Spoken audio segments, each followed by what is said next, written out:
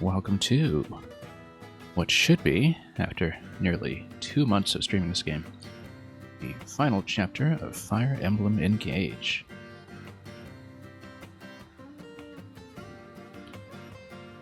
Well, before we step into the final battle, just a couple of housekeeping notes and updates from the previous session. I did do one quick skirmish between the last map, Chapter 25, and this one, just to get some classes topped out at 20 and wrapped them around. We didn't really make any changes, though, in terms of reclassing. Indeed, even the one class that I had reclassed a couple of maps ago has yet to receive her level 5 skills, so given that this is the last map, no time to really do much to experiment with the current setup, which has been working quite well in terms of weapon skills and other abilities. So, got Jean, Anna, Ivy, Citrin all wrapped around back to level 1 to continue along their merry way with their stats beginning to cap out here and there.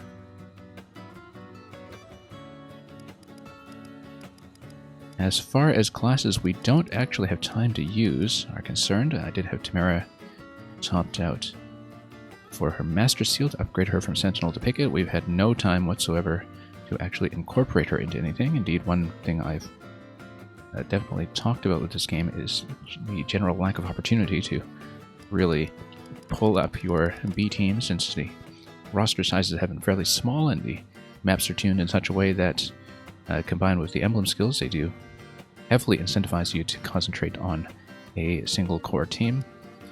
Hence why we've also got everybody topped out at Bond 20. Not much to say about that otherwise. Did a little bit of tweaking to the weapon inventory, but apart from that, I think we're ready to go.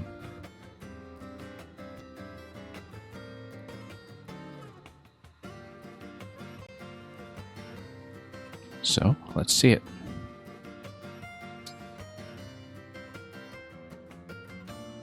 The final battle is upon us. When you are ready, we will move the Somniel itself to the portal.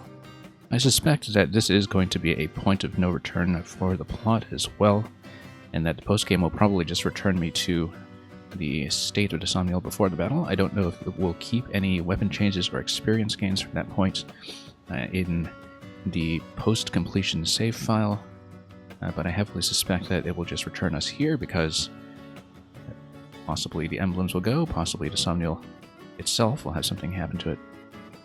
We'll see. Once we face the Fell Dragon, there may be no turning back. Are you ready of mind and equipped for what's ahead?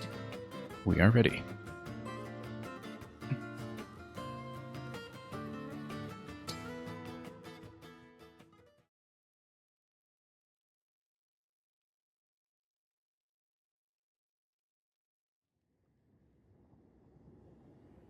The Somniel is ascending. We should reach Sombron soon. Let's win this battle, and then return home together. Yes, of course. I think Marth is doubtful about this. I don't think Marth expects to return with us. That's certainly the sense we got from the previous map. Marth, what's happening to you? I can't pulled hide back this into any his longer, world of can I? origin, perhaps. Hide what? There's something I should tell you before we arrive. The portal has destabilized our world. I lack physical form, as do the other emblems. I had no idea. I wish I had realized. But if the portal is doing this, then it's only temporary, right? After we close it, you and the other emblems will recover. The moment the portal closes, there will be a great distortion. Namuga, what did the mermaid wear to math class? Give me a moment to think about that so I can come up with a clever answer. What did the mermaid wear to math class? Interesting. I'm sure the punchline is excellent, but I'm trying to think about the answer. We will not be able to withstand it. What are you saying? I don't know, the long tail on the logarithmic regression? When the battle is done and the portal closed, Algebra! aside from Excellent. you. I wish I could have seen that. That's actually comparatively obvious, but I didn't get it, so there you go. I've probably heard that one before, just a long time ago. Will cease to be. You mean, As we expected. if we defeat Sombron, if we close the portal, we'll lose you and the other emblems? Yes. We've been together this whole time, and now you're just going to disappear? Please, Marth. I don't want to lose you and the others. We need you. Leaving the portal open would doom this world. Would you prefer that? No, but We emblems came into existence in order to aid this realm. We would do anything to protect the people of Helios, even if it means our end. so our promise to rebuild Helios together, our plan to see the world, none of that is possible? I think my character may be overly attached to the power granted by the rings, but if we've defeated the enemy, I'm so I sorry. think we're happy to put them away. But they are our friends. There's We no have need to support apologize. conversations to prove it. I've asked so much of you.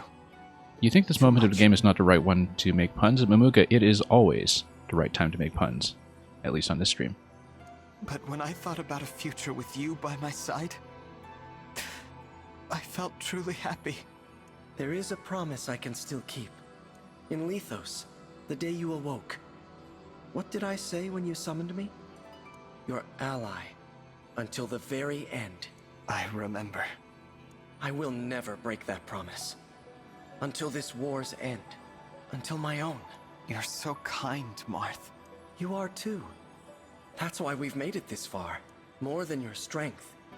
It's your care for others that has brought us all here. Thank you. Now prepare yourself. I'm ready. Okay, point of no return. And the final battle. Don't know if it's going to be in one part or several, So this is the portal like some to other finale worlds. maps in the past. It's beautiful, but very cold. You two, here. I was originally expecting that we'd just have a repeat of the palace in the original prologue tutorial, but I guess not. Sombron. Did I notice his third eye before? I probably did. Sombron! But anyway. Papa, I did not expect you to survive, let alone reach me here. We've come to stop you from destroying Helios. I am done with your worthless world. You stay in your world. I now leave for other ones. You're going to return and attack Helios again. And you've caused too much suffering, too much loss, to run free. We will defeat you right now, and prevent you from invading any other worlds. Invading other worlds. You think my desire is so simple? He probably wants to collapse them all into one, but Am I wrong? that's just a guess. Invasion is merely a means There you to go. an end. What I seek is a reunion. A reunion with Zero Emblem. Zero Emblem, now that's new. That's a hint, perhaps, to what the final boss will take form as, especially because I do expect him to transform back into his Cobra dragon form. Zero Emblem? I've not heard word of this before. Of course not. That emblem is not of your world, nor am I. What do you mean? Beyond this portal lie infinite worlds. One of them was my home. It had its own emblem rings. My kind lost all of them. I was very young. You mean they sent you to Helios? A peaceful world, ruled by godlike dragons. Okay, so at least he wasn't But I the one who brought introduced something dragons with here. me, unknown to them. Zero Emblem. In my world, known as the Emblem of Foundations. Legends said this emblem fought without aid. Tactics That 47, story welcome. showed me the way forward in my complete isolation. I was trapped in this world, without friends or family. Whoever it was must have been mighty indeed. An emblem should not be able to survive traveling from one world to another. I think the nature of the emblems has been very fuzzy throughout this game. To stay in form in a new world, even for moments. Now you want a reunion. Exactly. And all because of villagers that found me a few years after I arrived. They mistook me for an abandoned child. Soon after, the emblem deserted me. And why? For bonding with the people of this world. I completely expect he will their merge with the village Zero to emblem ash. in his final form, when we get to it. I swore to forego all bonds in pursuit of my ambitions. I fought alone, confided in none. Preparing to return to my world, I needed pawns for my plan, and territory. So, the war 1,000 years ago. That's what it was about? But Papa, you weren't alone in this world. Mama loved you deeply. Your believers, your attendants, my siblings. I do like how the musical score is picking up here. I hope there is some kind of sound test that allows me to listen to it independently afterwards as a track. Sepia, Chris, Marnie, Mavir, my brother and me. As I said, pawns, meant to be used and discarded. That's why you killed them all. You were no different to me. How horrible. You can't be right about your emblem. What? A solitary warrior like that emblem would know how hard it is to be alone, and would stay by your side until you weren't alone, and had new people in your life. Don't you think more than anyone, a true friend like that wanted you to have those connections? You know nothing. That's true. But if your emblem disappeared without a word? Now, will this loose end actually be Then you tied up don't since it's either. being introduced right at the No very one end? does. All the more reason to be reunited. I will scour world after world. Or is it something to be Sombra. saved for the expansion? I guess The we'll see. emblem of foundations is no more. Martha seems to know better, however. You can search and search, but there's no point. You might meet the original hero, but emblems are not the same beings. We are not them. You will never be reunited with your emblem. Be silent. So I don't know if there's any implication that this is an existing Fire Emblem character. Like all of the other ones we've met so far, I I can only imagine how much resentment you have my feel. doubts, though. To be so selfish you'd destroy the world? I said be silent. If not for my emblem, I would have died powerless. That emblem had the strength to stand alone. Such a warrior showed me the meaning of all existence. You're wrong. That's impossible. We aid people through our bonds with the divine dragons. We would never choose to let our power be exploited for evil. Enough of this nonsense. I have striven for this for thousands of years. This is it! Prepare for battle, everyone! So, I wonder if it is going to be a single-phase map, or if it's going to take place over multiple segments, which is very often the case in some Fire Emblem finales.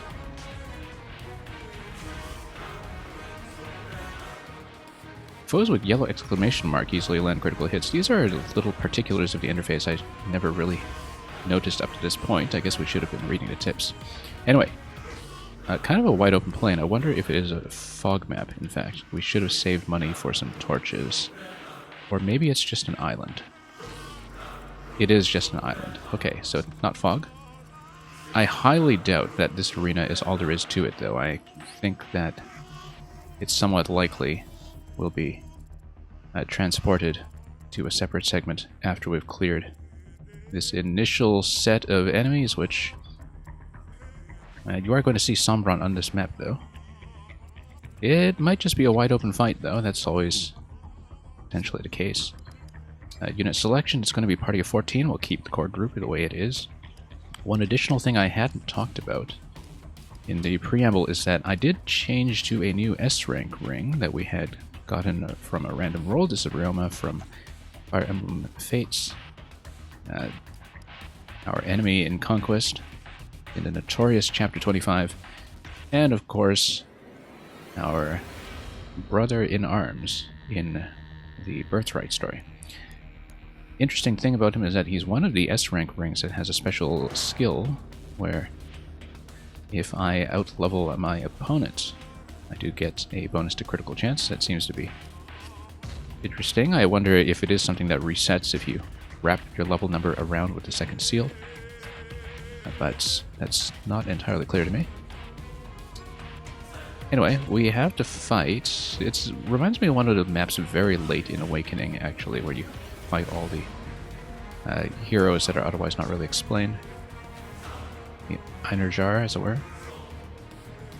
Felmarnik here has Obscurite as well, just like Veil.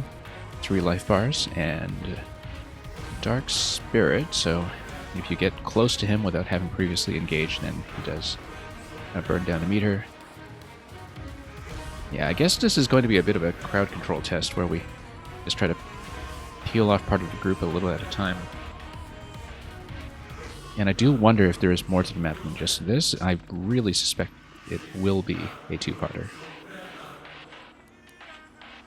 Fortify Staff on this guy, we need to be aware of that. Fortify Staff as well. And yeah, they all have all the top-line S-rank weapons that we have also previously seen, although I haven't seen Venomous. S-rank Lance. Never picked one of those up for myself. I think we have seen almost everything else. I don't think I saw Fragarak. Yeah, some of these are smash weapons, some of these are just straight-up high damage weapons of the regular type. Yeah, this is going to be 1 range, and so is this. Nova, we kind of need to soak this with some kind of magic tank on defense because it will do the double attack, or we just snipe this guy remotely. Pretty low hit points on this. I think we can probably snipe him immediately just to peel him off. So I think what we'll do is we'll come out with some kind of plan that will allow me to maybe peel off the ends of this group at once and then sustain damage against whoever is incoming. Yeah, decently fast characters, but not really deadly, so I think we can probably do it. And we'll save the engage power, the engage plus power rather, to get the type advantage against Felddragon at the end of this sequence. So, given that, let's see what kind of party arrangement we're going to have. It looks like Flyer's probably on the right side to avoid the bow. I think the immobilization with Ivy and Corrin is going to be essential here, so that's something we'll watch out for. In fact, given that these are extremely high-speed characters, we might even want her to do the immobilization on the left. As extremely high-speed characters with fairly low attack, I think the sensible thing is going to be to send Louis over to the left side, which also gets him to avoid magic damage coming from this guy. There is potentially going to be magic damage coming from Sombron, but we can avoid that if we just try to snipe the mage early. Move Louis as our main tank over to the left. And yeah, no longbows, everything is just up to range 2, so we can probably do fine there. And yeah, we'll probably just freeze this cluster with Ivy, pull her back out of bow range. And well, let's see what else we can do with the placement here. Because the Citrina's over there. Ivy is still able to hit. Main issue with that is that we would need to avoid a Venomous, which, given the name, also does inflict poison. Resilience 20 on these guys as well. That's fine. We can probably manage. Yeah, probably just send Icop here and prepare Ether. and get everybody else to come in and start trying to bully him around. One thing is that we do have the smash weapon here that could potentially push me out.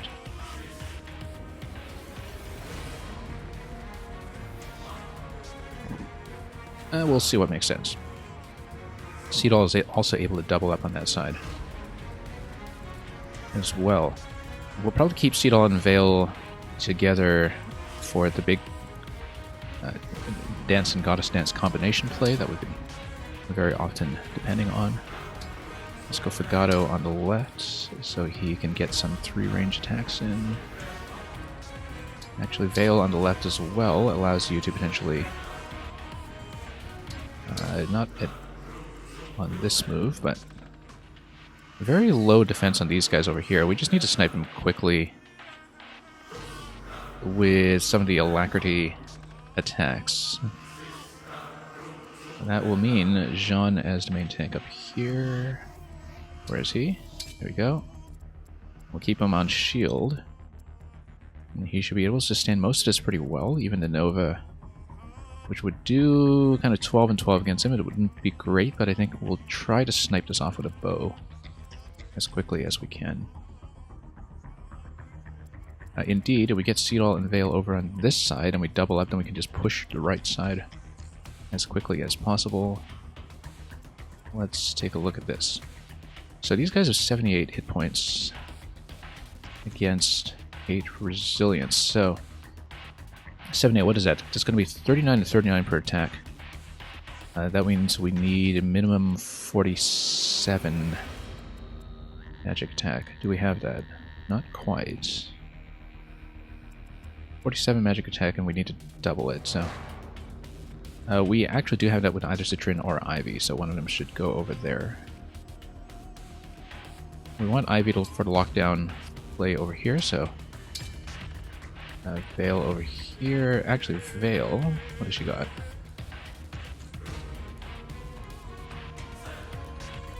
Magic damage isn't quite where I need it to be, so we'll keep her on this side. Next to Trin and Celica over here, we'll actually be able to take both of these out and receive damage from the Nova if needed. We just need to keep her out of range of these attackers here, which we can lock down some other way. So, I think it's very likely. Yeah, Citrin, then Seedall over here. Contrary to what we said about keeping him together with Vale. So yeah, Vale can do a bit of a hit and run up here and pull back. Louis can get up there. Ivy can freeze something. Affogato, we'll see what he can accomplish. In terms of bows, yeah, we'll just have our other attackers just bring up the rear. They won't do too much on the first turn. I think the first turn is going to be pretty heavily dependent on just nuking both of these instantly. Anyway, skill-wise, not too much to worry about with Sombron here. We might even want to go drop doubles with Chloe and Lynn right away, just to draw in some of the initial round of attackers. Let's do a quick inventory check. I kind of like this arrangement as is. The other stuff we're being kind of imprecise about, but we'll have another 3-range attacker over here, maybe a swap. Alchrist and Anna.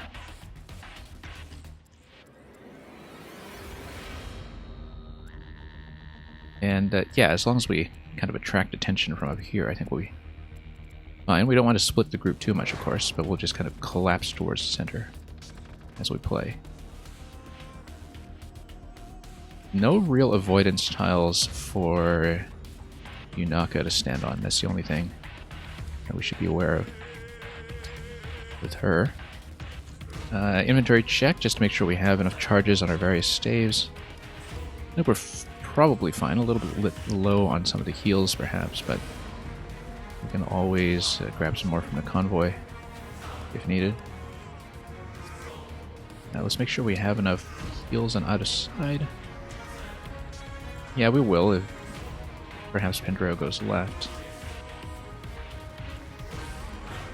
Yeah, we'll keep everything as is and save this arrangement.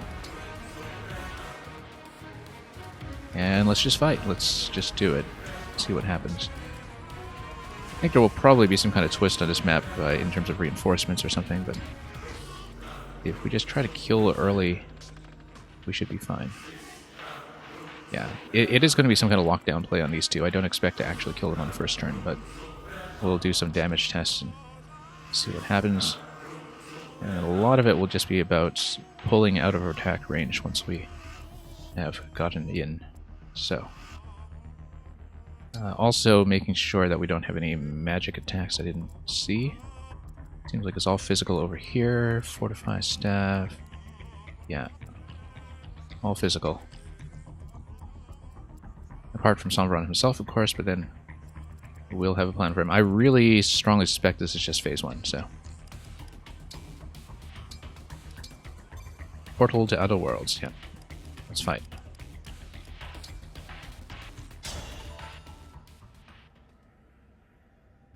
You dare turn your blade on me. You dare interfere with that which I have sought for so long. Such fatal hubris. You will pay for that accordingly. Witness how fragile your bonds really are.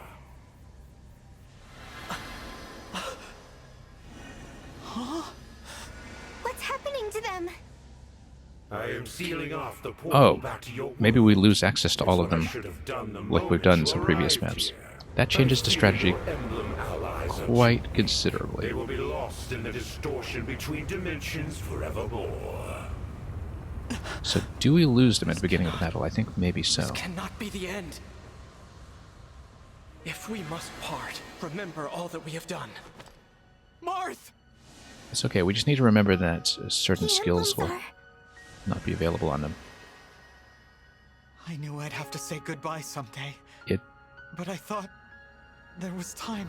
does affect my ability to do a lockdown play with Ivy. In a matter of moments, the portal will be shut for good. Take comfort, for I shall inflict no further harm upon your world. That's assuming the emblems are in fact stripped from the party, like they have been in 2 previous maps. Far from home. We can never go home? I've been ready to die from the start. Protea, my land. Anyway, I our pray you characters endure. have more immediate concerns. Seems Elusia will never truly know me. I'm sorry, Mother. Worry not. I have no desire to prolong your suffering. When I am finished, not one trace of me in your world shall remain, as though I was never there at all. I'll stop you. Is that so? Our fight isn't over. The portal's open. I can do this. If I give it my all, I can summon the emblems back to me. So Look will at we how have to far work we've for this come. manually? Will you fight him at my side? Your faith in me gives me strength. Yes, brother. I'm with you. Fail. I'll be with you every step of the way. I can't summon emblems, and I can't turn into a dragon. But I'm a royal dragon all the same. There's gotta be something I can do to help. Yeah. I mean, she was summoning We'll emblems all be alongside right us all there this with time. you. I guess she wasn't doing the Done initial so much for activation, so that's each why it and doesn't every count. one of us. So this time, we're returning the favor. The 4 lordlings, the only one of them Fight on, we've been Divine using being One. Ivy, of course. Let us bring you and the emblems together once more. Okay, I guess this is unique dialogue from the members of the party that we have chosen. This I remember as a device from some previous Fire Emblem games as well, so let's just see what everybody has to say. I want us all to make it home alive. There's a 100% discount on Lady Anna's aid services today. This is the part of the tale where we fall to the dark or rise to the light. If you have faith in the moon and stars above, our beloved emblems will return. You are incredibly cool, Divine One, and so is everyone here. Love the You coolness have with all which she the says, "You are license to incredibly cool." Allow my faith, just this once, to be yours. I'm worried. But you don't need my support either way. I suppose this is a time when riches aren't much help, but I shall pray with all my heart. You think we can make a comeback? As your sister and fellow dragon, I'll do whatever it takes to help you stop Papa. I'll be amused if Pendro just says Aru like he usually does. Divine One? He Emblems, doesn't. Okay. if I may offer a prayer, may I be blessed to assist you in victory today. I wonder if Yunaka just says Zappy. I could impersonate the emblems, but you know, it wouldn't be the same. So let's get them back.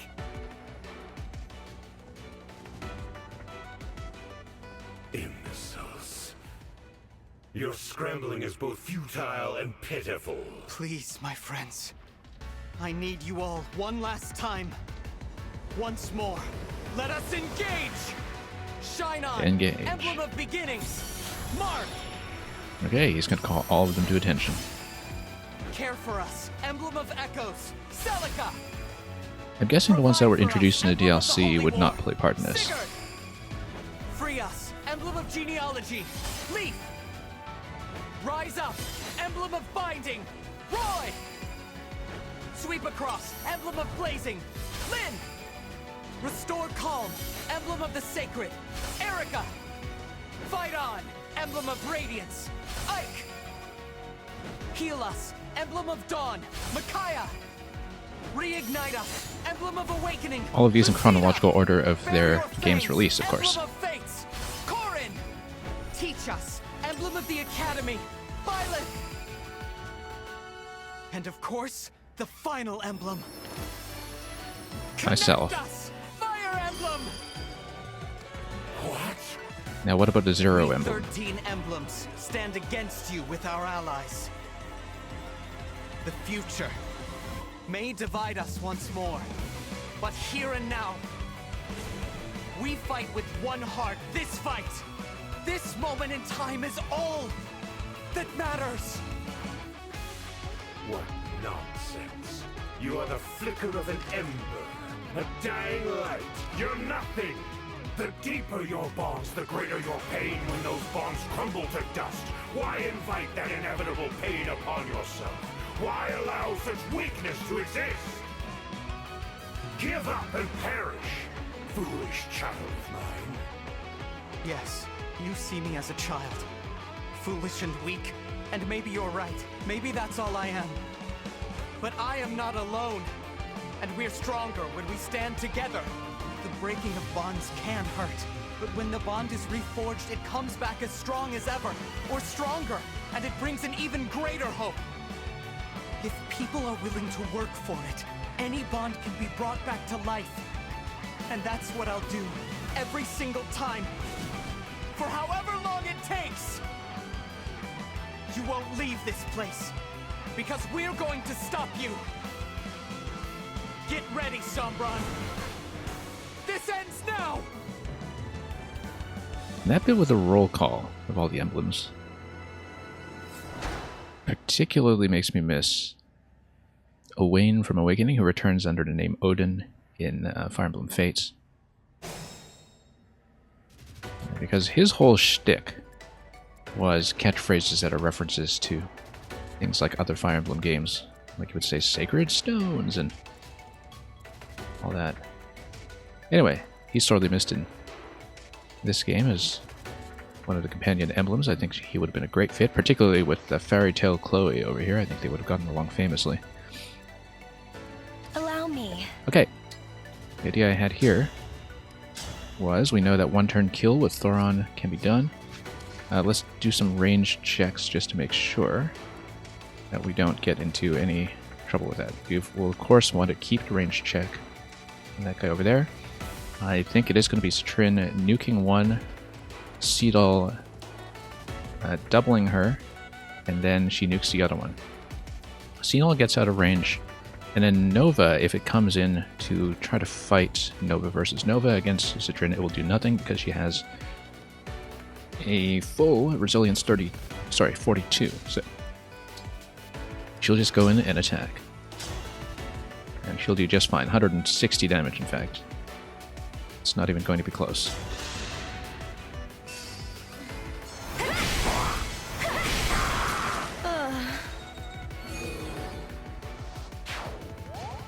Yeah.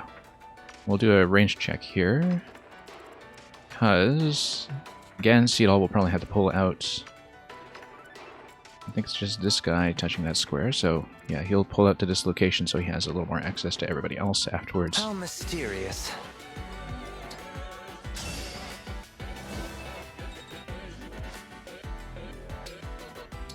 Okay, that's done. Then, I believe she'll just soak the attack directly, unless there's some kind of skill that I'm unaware of.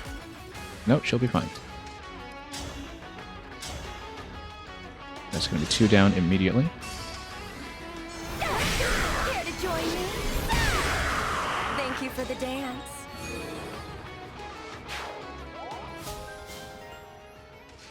Resonance Plus. What does Resonance Plus do again? Oh, I should have read that properly. Ah, okay. It just improves the damage buff that she gets from sacrificing 1 hit point with every attack. Okay, so we're not too concerned about that guy now. Or this guy. Now, what we need to do is we need to take a look at this corner here. Because whoever comes in, particularly the flyers, we need to make sure they don't get in range of them on the bears. So, I'm with you. let's see what's going to happen here. We might want to do a lockdown play with Corin, as I said before. Also, only 36 damage here. That's kind of awful, even with Corin. But it will freeze those units in place. And if you are able to attack with Veil, I wonder if anything here will be more successful. Yeah, the hit rates here are pretty miserable, but this unit here will be debuffed by the attack that is incoming from Ivy. This so isn't so bad. This isn't so bad. We might not even necessarily want to freeze that group, because if Ike comes in with Ether, then he can hit a few more units. However, everybody here is maximum 2 range, so if we want to hit the bow, then... yeah, he's immune to backup attacks as well, so we can just send Ike up there and he'll be perfectly fine. We might not even need to get a freeze on this, but let's whittle down what we can and then decide. Just because I do expect a phase 2 at some point, and there's no chance to reload your emblem energy, I get a sense that we don't want to burn too many of the engaged powers right off the bat. And there's got to be more to this, so... Shall we? yeah, the hit rates, again, are terrible, so we'll get over here. We'll probably just attack in with Thoron and pull out. That will hit. Excellent. Will hit and freeze. Gives me a fair bit of flexibility, in fact. Because now we can come in and support some other attack. Let's pull back towards center so we have a bit more flexibility when it comes to movement. Just as long as we don't get entrapped by a staff or something. That should also improve your hit rate going into this attack. That's going to get to 75%, a lot better. I wonder if we can do even better than that, though. And put Ike into a more central position where he's going to suffer through a couple of different attacks at once. Not from Sombron, of course. But if he gets up to this position and just gets everybody in, and then does a mass attack in return, then that might do well. Currently, these guys are still able to touch either location, which means that I should have thought this through, because if I'm blocking this location right now, the Veil comes here, then she can canter over to the left side. She'll be a little bit out of position, a bit vulnerable, but if we can do it, I would like to do it. Also Thoron on the left. That would hit, but not very well. Misericord is going to hit for 84. I think that's going to be our best bet here. Dagger works too. But either one will do. I think we just tap and go left. We'll just try to simplify this as much as possible.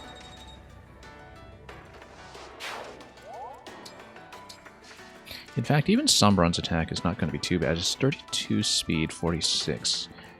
That's going to do how much? 31 at 31. It is going to chip him down pretty far, even with the defense buff from Resolve. So we should probably avoid that for the time being, just so we don't get into any issues with other attacks coming in. But basically, if we come over here into one of these locations, like this one,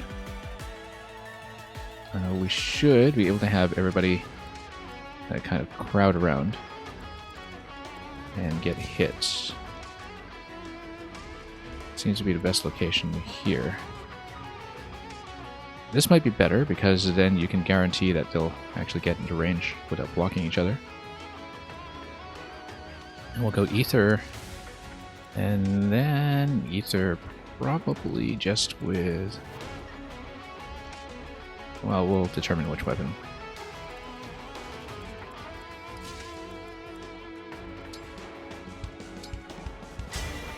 Won't you join me?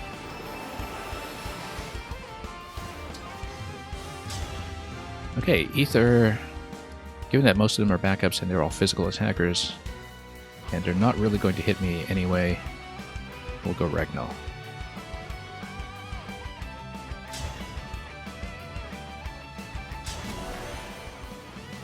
Okay. Yeah, some of these attack pretty hard. This one with the 69 coming in, that's probably the one I'm most worried about.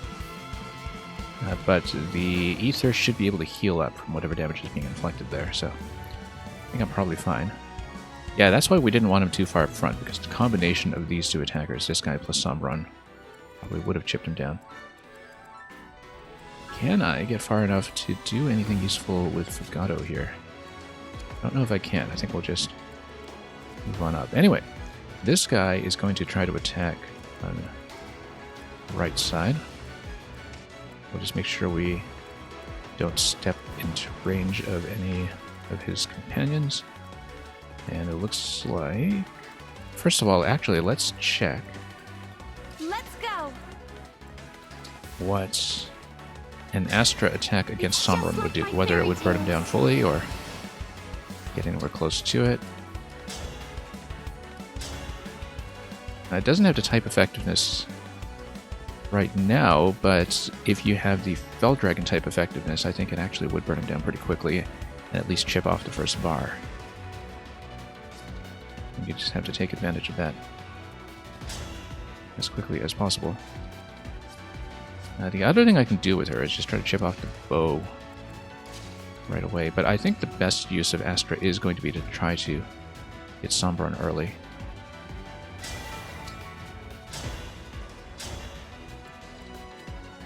Yeah, a lot of these will actually be pretty resilient. But they do count as corrupted, all of them, which will be an important thing to keep in mind. If we do the Engage Plus, though, 1, 2, 3, 4, 5, 6, 7, 8, 9, 10. So for example, if I go with Fugato up here, we do Engage Plus with him, then I can probably get Chloe in range to do Astra for first attack. And then, as far as this 52 damage guy goes, we will probably just put Jean up against him with a shielding art. Jean will take some damage, but then we can heal him up on the next turn. Either that, or we just do a chain guard. That might be even better, in fact, as long as we have somebody who can stand up against speed 24. Because then we can counterattack as long as we have 2 range on whoever's doing the counterattacking. So, for example, if it's Anna, that would actually be excellent. I think, as long as we force him to attack at 2 range. So, for example, if Anna stands here, And she goes... yeah, probably Radiant Bow. Killer Bow might work too. It's going to be 39 over to 28. 11 and... yeah, even with the crit though, that doesn't quite kill, so... what she got with a Radiant Bow? 43 over 19. Yeah, either one's not really going to kill, but it will do pretty considerable damage, so I think we will stick with something like that. Just go Anna plus Chain Guard. It's probably the best way to do it. Anyway, let's do a range check again. 1, 2, 3, 4, 5, 6, 7, 8, 9. Yeah, I think the way to go here is you get Fugato to come up here. You go Engage Plus.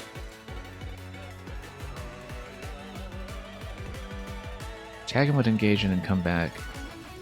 And Chloe tries to do a snipe. Yeah. So, in fact, Fugato can go here.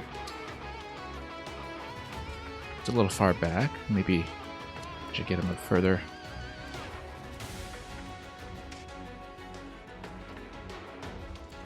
It's within 2 squares anyway, so I think it's okay if Fugato goes here. I'll switch his bow for the moment. I've got this. Go Engage Plus. Since Fugato's the only one without a ring. Emblem Eternal. Then we try to stand in a location that will give you the best chance against Chloe. Against Sombron, rather. I think this is likely how we'll do it. Stand here. And she goes Engage Astra. And then the type effect of this here should get him down quite a ways. That's not enough though.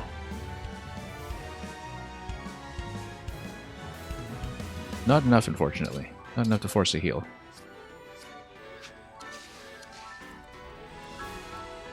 Yeah, unfortunately he can just heal out of that, so maybe this is a bad idea, but I have kind of committed to this, so...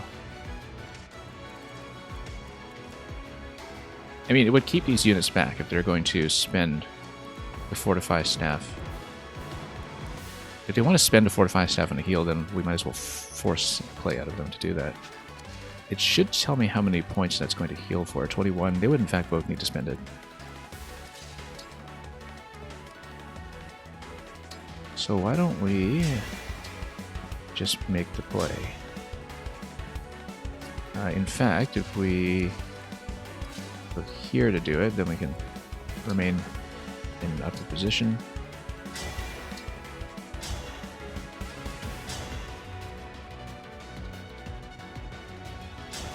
Yeah, not gonna get a kill. You fought so hard. Probably heal out of that, but so far. As if I'd lose.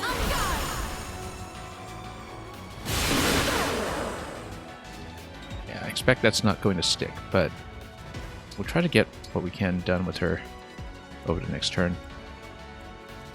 And we'll just pile all the other units onto this side, since the left side is mostly taken care of. I'm ready. Then...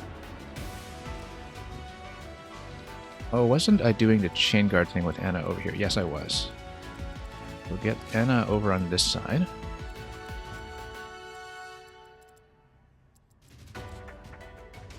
And in fact, Seedall's within range to automatically heal Jean as well, which is excellent. Inaka can go all the way over here, and not that we will have any opportunity to use whatever loot this is. Elixir. We'll keep that over Seedall's meal because it's a better heal anyway, so... never know when that might come in handy. And then Lucina... I can go over here with a Radiant Bow. Better to keep her within backup range of everybody else, in fact, but we'll do it this way. And As you wish, we'll Divine want a One. healer on this side. So let's just wait. So, what's the twist? No way is it that straightforward. Yeah, Sombron's going to come in right away because we pulled him. We will lock him down with Corrin if I can. The bosses seem particularly susceptible to that, so... We'll see if staff users are going to get in and try to heal him as a priority, or if they're going to attack in. He is going to heal, yeah. The other one is not. Don't stand in my way. How many hits? It's going to be 3 hits with Ether. Whittle things down decently.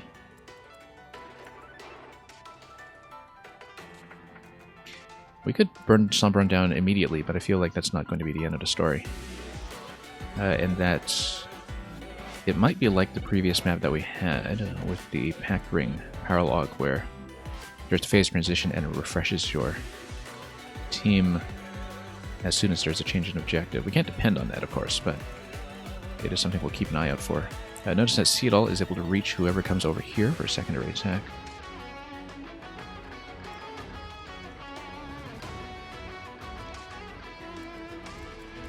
And moreover, Citrin is able to take out whoever's on this side. So, Yunaka could do it too, in fact.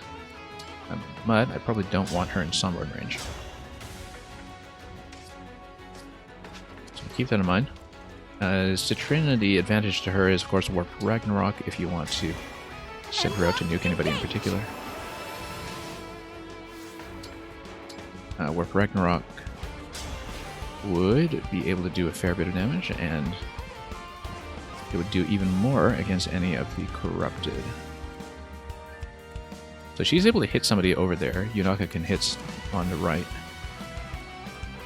But we'll definitely want to freeze Sombron in place unless we know we can burn him down this turn. So let's see what we can do. Divine Fist as well. It's going to be a double attack with 38. Watch out for that. Also, we know that my weapons can hit pretty hard. That will burn him down immediately with very little counterplay. In fact, yeah, that's going to be one of our better bets other than the 40 attack of the Vachon. So I am able to take him down, and Dragon Blast would do how much? It would do plenty as well, but we probably should save it. Because we know that on a second attack, with Silver Blade is actually going to be able to do 65, which is amazing. Because it doesn't even have the disadvantage that you typically do. Now, his total health pool is 60, so if we get 2 attacks, we can actually take him down very quickly, I believe. Especially because I will have range here to... Well, you know what? Let's burn him down and see what happens. Let's go with Vachon. We know that between Chloe and Citrin bringing up a rear, that would be able to nuke him again afterwards, but we'll try to peel off as many of the other attackers first, in case there is a phase transition that we are not completely equipped to handle. So let's do it. No way is it that easy. As if spurning me to be a divine dragon was not enough. You killed your own children. You're the one who is beyond forgiveness. I said your world meant nothing to me. Once I leave, I will forget you. In other words, you'll make the same mistakes as before. In a way, unique dialogue. I bet it would get Veil to fight him. And get an interesting exchange as well. This time, victory was mine. I mean, we know he's going to merge with that 0 emblem and turn into a full-size dragon. It's just going to happen. So yeah, Seedal's going to come here, reload, and then we get a second big attack. But not before we have done some other business first, such as using Chloe and Lynn to almost burn him down completely.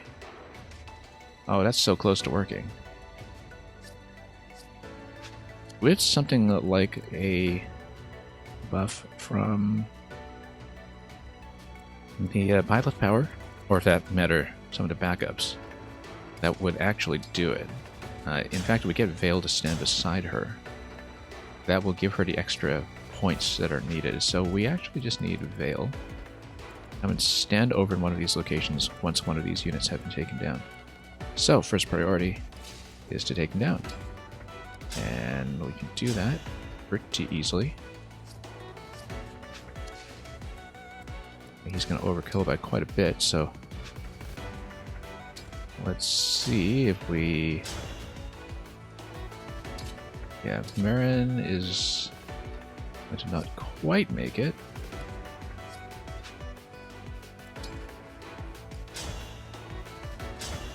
Which means that I should probably get her to tag one of the other ones. Like maybe this guy over here. Oh yeah, I should easily get that. Looks like Marin's probably going to take out the archer. By the looks of it. We'll save Ivy for the freeze in case we need it.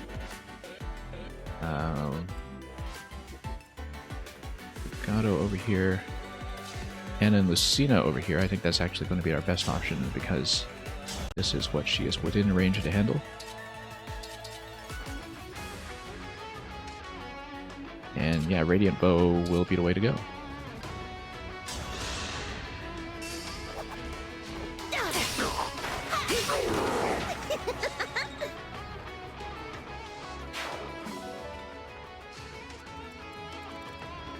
Okay. Vale. Remember that we could always use Seed All on Vale as well. She's going to get this guy, and she'll be able to get him on the first hit. With anything almost that she chooses. We'll go with Misericord.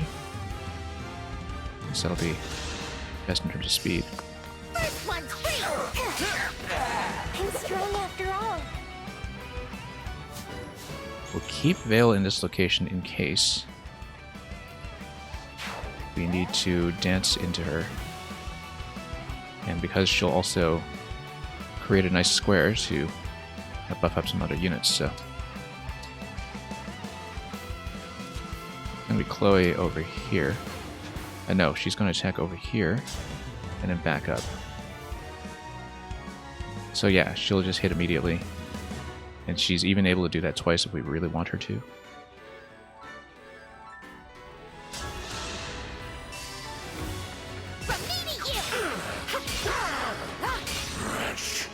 A good wind.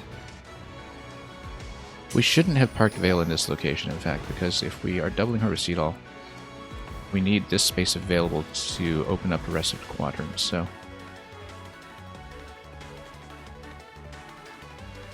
We should have rethought that, because she'll only be able to reactivate 3 units if we choose, rather than the full 2. So... because you would reactivate Seed All and somebody standing on her square. Yeah, so we didn't think that through. Unless we have somebody stand over here to try to wrap over to the right side, but I doubt we'll do that. I think we'll just have to accept the fact that we misplaced her by 1 square. No, actually we didn't misplace her. We needed her in the square anyway, in order to give Chloe the buff. So that's just an acceptable sacrifice. Seed All is going to come over here and probably reactivate Vale, although he could just reactivate one of these 2 and do just fine. Let's see what we can do to take out the rest of the cluster first. And then we'll determine things from there. It's going to determine partly from the Warp Ragnarok. Again, don't want to overuse these attacks.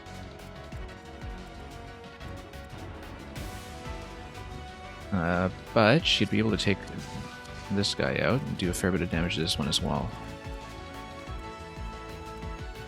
I think we had determined that I want Marin and Roy to take this one out. Yeah, and anybody who's left over will just try to freeze. And then we can do some kind of combination play over here to take this one out. His speed might be a bit of a concern, but we'll take a look at this. Yeah, we're probably able to deal with him. As long as we have a solution for the healers up top.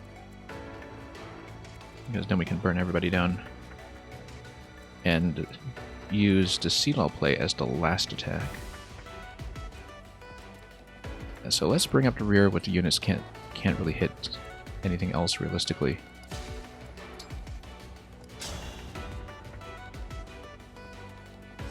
$17 on that guy. Might want to use him in conjunction.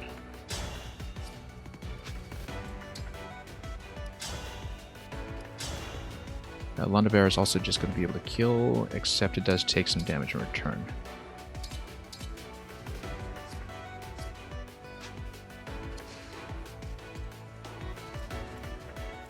Does 17 against this guy, then how much does Warp Ragnarok do? We're going to check.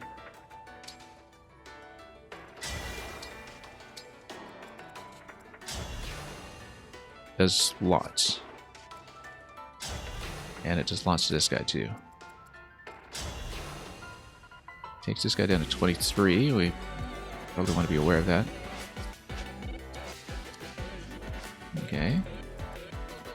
We choose our attackers here. I mean, Alcris is only really going to be able to hit these two. Marin has a wider range of picks over here. She would be able to take this guy down pretty far. Against this one, we want physical attacks, so Fugado might be okay, but yeah, because Marin will go 1, 2, 3, 4, 5, 1, 2, 3, 4, 5, 6. Maybe she's able to hit. We need to get rid of this one first and then decide, which means that we will use Alcris. Is he able to kill the longbow? I think I checked that. Not quite. Yeah, I think we just need to accept that he's going to take a little bit of damage here. We just need to get him to safety afterwards. Yeah, 21 attack on the first hit. He will take a bit of punishment. That's good. We've got Pendrero there for the heal. So, we are fine. Advantage plus plus.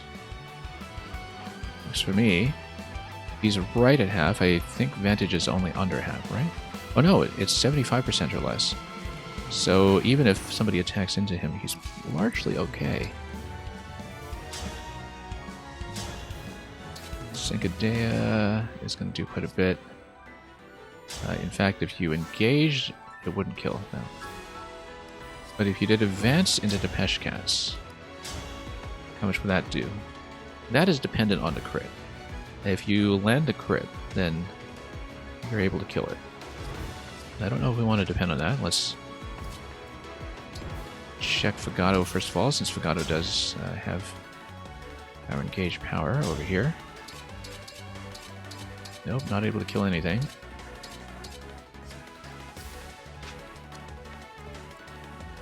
And we don't... Yeah, I mean, we can always, of course, refresh all three of these. I think we will go for that play then, because... Yeah, Jean's going to be out of position, but... He's the only one who we can't use here. Alright, let's try to one-shot one of these guys then.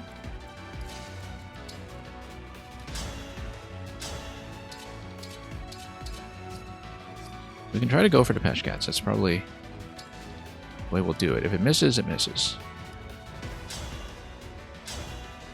But it's 42% on 2 hits. We just need one of those to crit and we're fine.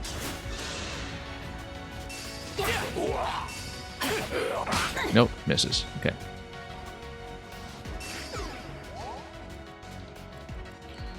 Fugado's going to peel one of them. Ivy, of course, is still available if we don't need her to freeze anybody. That's something that we have to keep in mind.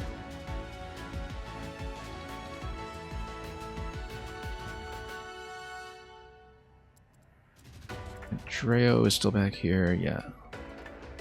In fact, Louis and Ike haven't done anything yet. That is interesting. Because you can just straight up break it like this. And yeah, we actually haven't even used them yet, so we're in good shape. We probably don't even need to use the full engage this turn if we don't want to use Byleth's power yet. We do want to save powers for the inevitable phase 2, so we don't want to go too aggressive. Because at this point I think we're going to massively overkill this and have lots of wiggle room left over.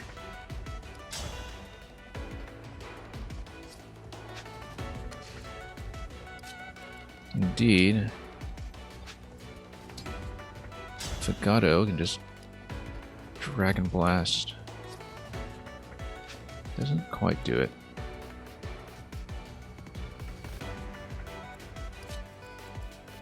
Yeah, but it might be useful as an anti-corrupted weapon.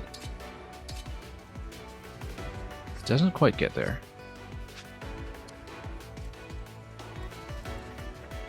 Just a few points off. But we have enough damage to go around. We have 3 attackers here. We just need 2 to attack this guy, 1 to attack up here. And we're perfectly fine. I think we'll actually use Ivy and Corin. We want to save her for last, I think, just in case of emergency.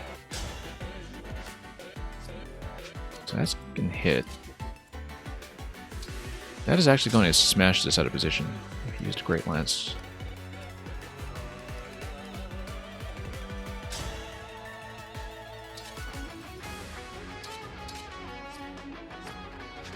So we probably want to go last with that. In which case... yeah, then what do we even use Citrine for? We got so many options here. We might not even use her this turn. We want to save Warp Ragnarok for a future turn where it'll be a little more instrumental.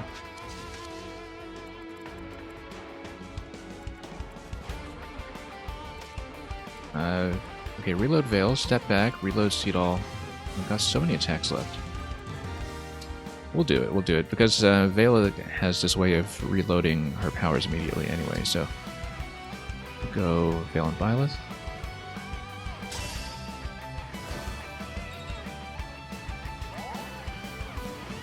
And we'll step back. And Veil is going to go here. And she's going to do the full instruct. Goddess Dance, rather. No hesitation.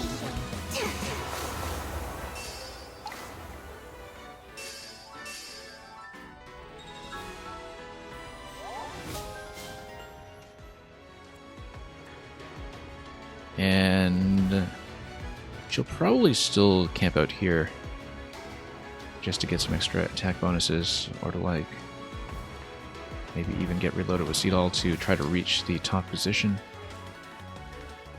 Given that I can't quite reach up there. Can she reach? 1, 2, 3, 4, 5? No.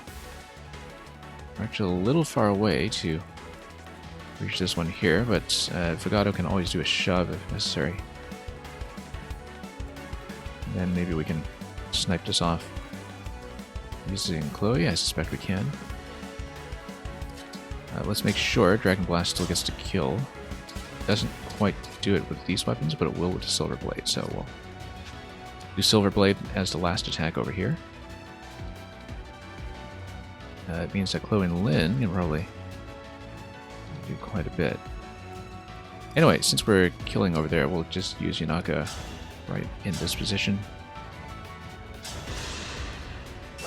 That was a cinch. Means Citrine will remain available if we need her to come up here, but we'll want a physical attacker up there anyway, so. We might even, yeah, just want to save Fagato for to push Chloe over by 1, then she would be able to hit up here, and I think she would be able to get the kill given that she would have the type advantage against only flying a dragon, right? Does she have an anti-corrupted weapon? Maybe not.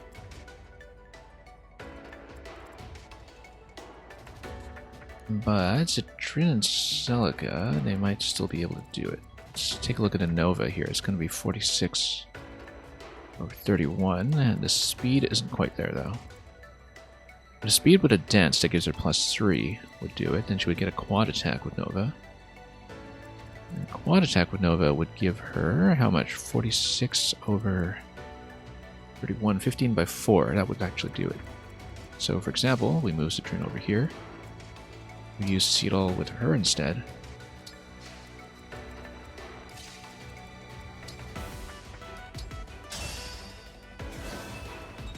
We'll move him back into the central cluster. And then she actually is able to kill. Quite easily, in fact. So we'll try to snipe everybody off the map first, while preserving powers, and that should be the way we do it. Because if there is an objective change that works anything like in the Pack Ring Power Log, as I was saying, that should actually refresh my party and give me a chance to respond. So we want to get as much juice out of my party before I kill Sombra.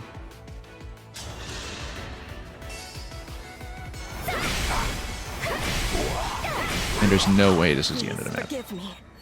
It is certainly just the introduction. So we don't want to blow too many cooldowns just yet. Okay, well that settles that. Which means we have a couple of very good opportunities here, including using Chloe to do the first attack over here. This is so close to being useful.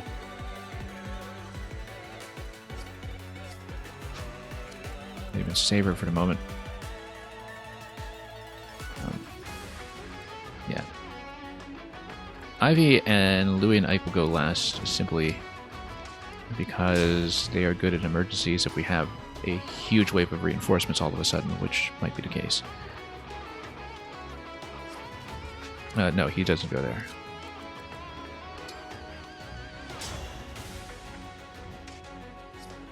It does mean we will want Fogado to be the one who snipes up here, I think.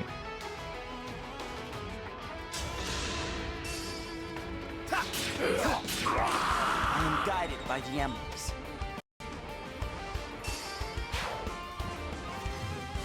Okay. And we'll have a couple of units available. In fact, on the assumption that a map refresh with everybody spawning on me after this turn would reactivate my units, we should also move the other unused units and move everybody into an advantageous position if we can. And try to cluster them up.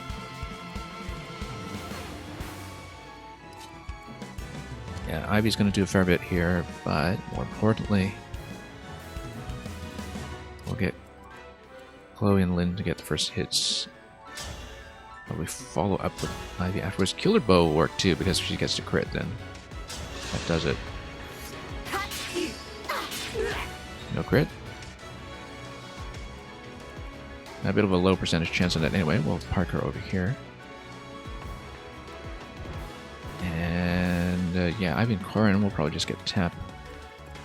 Pendreo could try to heal. In fact, Ivy should just get to heal on Alchrist. I like that a lot better. Let's try to maximize hit rate here. I believe that means I'll probably have to take the 1 damage for this Great Lance interaction. That's okay. Imperfect, I suppose, but we'll take it.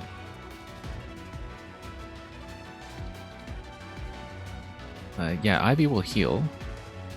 Then we attack in as much as is possible, so.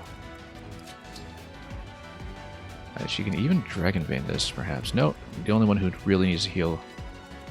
Yeah, they both need to heal, these two. So maybe she should come up and drop veins. Do an area heal for both of them. Do a proper mid next turn.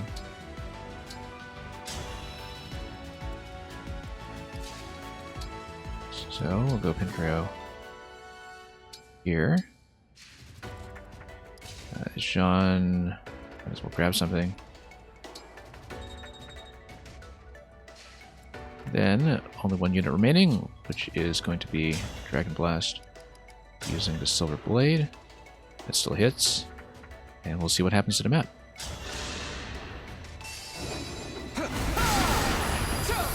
Do we get teleported elsewhere to a phase 2, or do we see reinforcements immediately?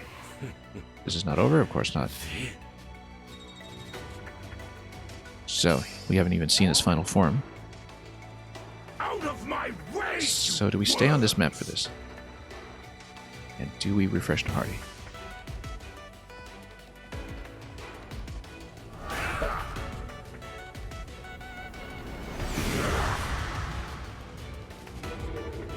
Okay, dragon form. Let's kill him.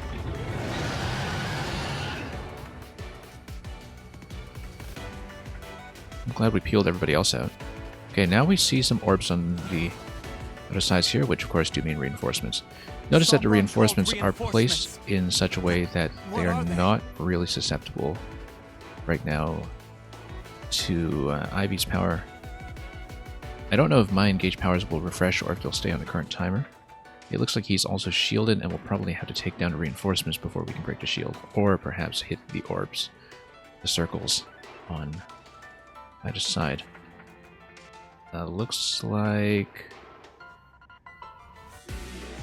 these are almost like they are mirror images of my party, aren't they? If you look at the unit composition, it looks very much like it. Because there are not 14 of them, but well, more heroes, I guess. Also notice that our placement has reverted to something else. You thought I sat idly? I could not bring back my emblem. Okay, so we've got other heroes. Who once plunged their Oh, worlds are into these despair? villains of the previous games? Let's see. Dark emblems. That presence.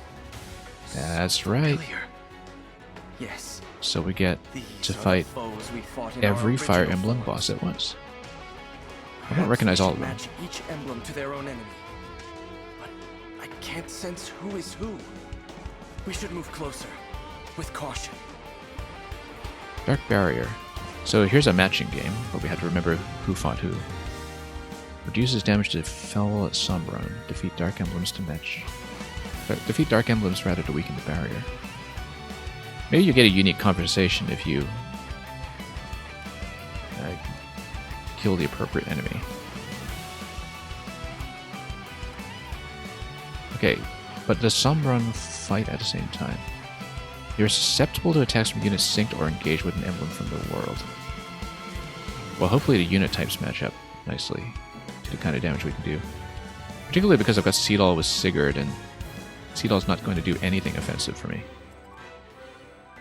Okay, so this guy, he stays in the center and he doesn't move. But we need to not get within 3 range of him, ever. Because he will just nuke us until the shield is down. Alright. Sigil. Corrupted and Shadow Dragon. Oh, okay, so we actually can't tell who it is yet, but we might be able to tell from the weapons. Corrupted and Dark God. I mean, Shadow Dragon is obviously going to be Mark's enemy. War Father. Possibly one of the genealogy emblems. I see, we only fight a few of them at a time,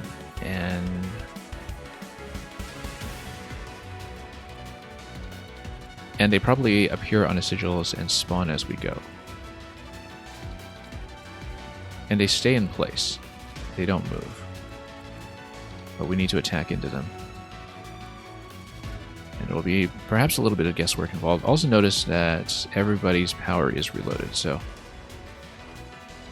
we could have blown everything on a previous segment and we would have been fine. Now, given that, let's see what this is. It's got to be Marth against this guy, right? So who's got Marth? Inaka is way out of position. I'm guessing Warfather is actually going to be from Fates. Dark God could really be anybody. There's so many of them.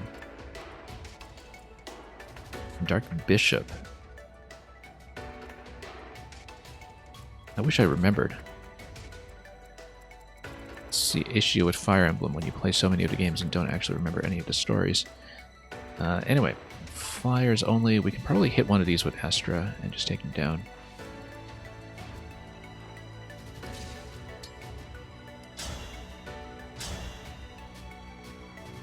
I mean, we don't even necessarily need the type advantage here, but notice that this guy seems to have a power that will resist this. No, we're just off by 1 when it comes to damage, I think. Yeah, well, and he's going to hit back with a Tomahawk if we're not careful.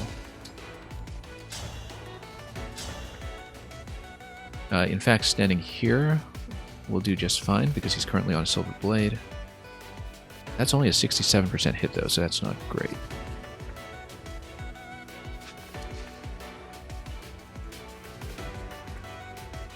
Yeah, Yunaka's going to have to go left to try to hit Shadow Dragon over here. But even if we don't, I think that's just a special vulnerability, but we don't necessarily need to engage with it if we choose not to. So we just make sure that we are able to react well afterwards. Also, let's take a look at this ability. Makes enemy chain attack accuracy always 30%. Okay, so we can't just surround him with backups even if we wanted. Ah, nullifies effective. Yeah, and he's invincible until we take this down. Okay, makes sense. So we just need to traverse the map on the outside and make sure we don't get hit by too much stuff. Looks like it will be Citrine and Celica going here on the first hit, though. But if we can do better than that, I would like to.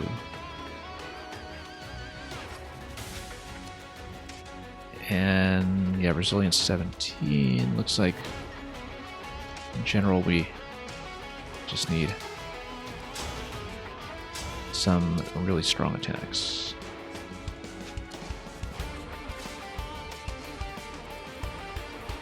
A Dark God, who is that? This matching game that we have going on here.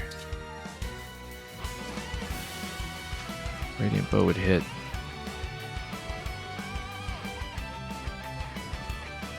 I think if we get my avatar to stand here, then we get the S support to buff up Citrine's hit rate. And then that might be able to do it. Then we get Seedall to get over here and get her the second hit. And then we should still be out of range of the Wormslayers here. So I think we'll be able to burn this guy down right away. We might not see the unique interaction though, that's the only thing. And what unit types are these? Oh, hero. Ah, okay, it tells you attacks from Sigurd count as effective against this unit. Okay. So we want Seedall to get in there. We can, although we pretty much never use Seedall as an attacker. He doesn't have a single weapon that would do anything, so... We might just not see the interaction because there's no point in using Seedall there. Unless Seedall engages and uses... Emblem, engage! This is a special override. If we want to do that, we can, but it would put Seedall pretty far out of position. And I think after using an engage ability like that, he would not be able to counter out necessarily, so he would be vulnerable. So we can do that, but I feel like it's not actually good. However, you can come down here and maybe hit him from below. Yeah, this would be less efficient. And I don't know if we want to burn his power right away. So the thing is, you know, do we want to see all the story interactions, or do we want to prioritize just winning? Well, let's see. Let's see who is vulnerable here then. Warfather against Celica. Okay, so this is just the early games roughly in order. Fire Emblems 1, 2, 4, and 5.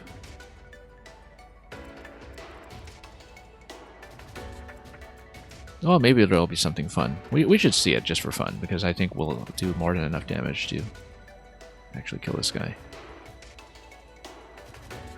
Particularly if we come down here first. Wait, and then Citrin is able to hit with 77%, which is a lot better.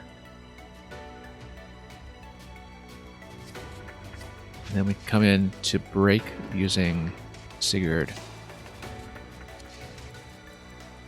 Yeah, and then we'll be in pretty good shape.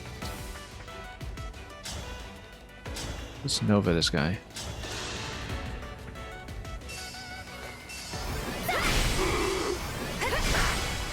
Oh, that's a miss. Okay. On that double attack. That's fine. I guess that's what we will potentially use Sigurd for if we go engage and override, which doesn't quite do enough. Or if we just attack using one of these weapons, I guess. Yeah, 55% though, that's pretty awful. Yeah, I guess we'll use Sigurd's power this early and then he'll just get to run around the whole map, which will allow me to do a swift attack over on this side next turn, unless we want to use him to bring Naka over now. No, we committed to attacking this guy. We need to do it.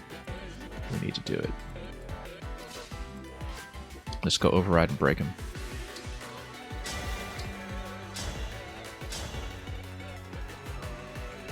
And we'll just need to chip him with something else.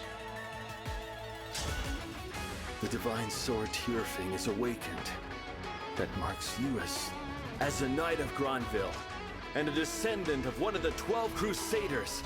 I shall be your end. Yeah, let's see all the unique interactions. I think that would be fun. That feels like that's a true ending. Do it that way. Now, is he going to override through? Yes, he will. Good. And override does let you counter out. Great. That's excellent.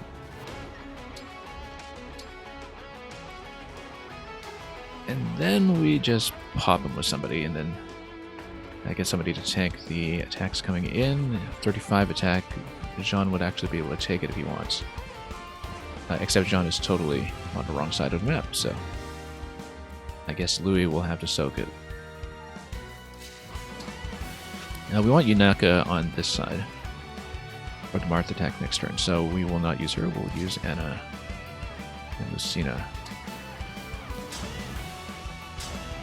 Down here.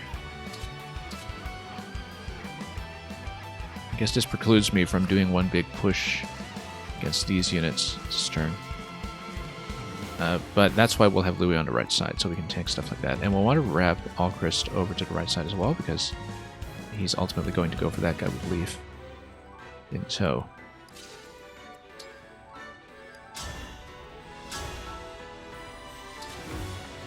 So yeah, let's maximize hit rate, go Radiant Bow. Thank you.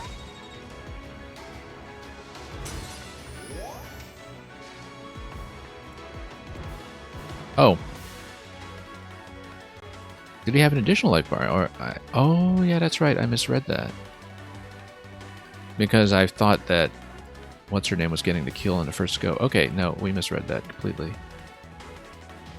That's fine, because we know that if I get Like within range, we can kill him. Also, we know that Marin and Roy would potentially be able to fight in here as well. Not able to get maximum up to 42 with that attack, and then probably we use Ivy to follow up after that. She would not hit very well, but she would be able to do 39 with L Surge, which is okay, I guess. I think we do probably need to use Louis here after all. This means that he won't really be in position to soak the Wyvern attacks defensively, but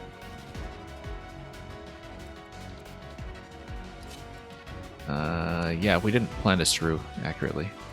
Also, this guy only can hit from one range, right? So we'll just pelt him from the outside initially. Just make sure we stand outside of anything else. Can he move? No, he can't. Okay, so we'll just pelt him.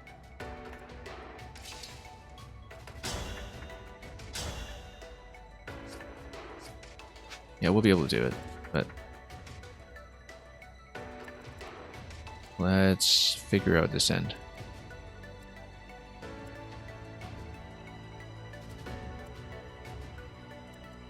Yeah, it should have put my avatar up front a little better here. It's the low hit rates that really kind of get me here.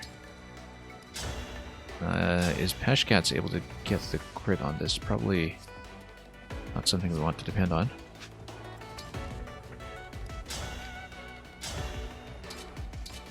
Yeah, we'll just go 11 sword here and see what happens. Might need a third attack here. Might need to use Yunaka on this side after all, and then we'll just double her up with Seed All next turn, perhaps. Also, this has been weakened, which means that perhaps now Ivy can actually get the full kill with Null Search. And she will be able to, assuming that the chain attack goes as planned.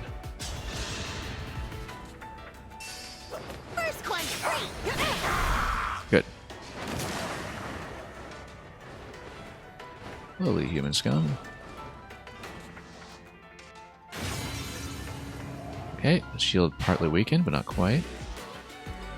And there will, of course, be a second round of these coming from the other 4 points once we do take out the first few.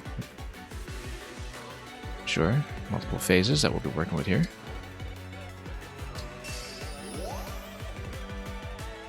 I almost think that we should get Louis and Ike to absorb attacks from these two guys first, and then let these two run in. However, we know that he'll absorb completely over here, whereas against Tomahawk, yeah, the defense is a little high over here. We just want mages to come in on that side, so probably...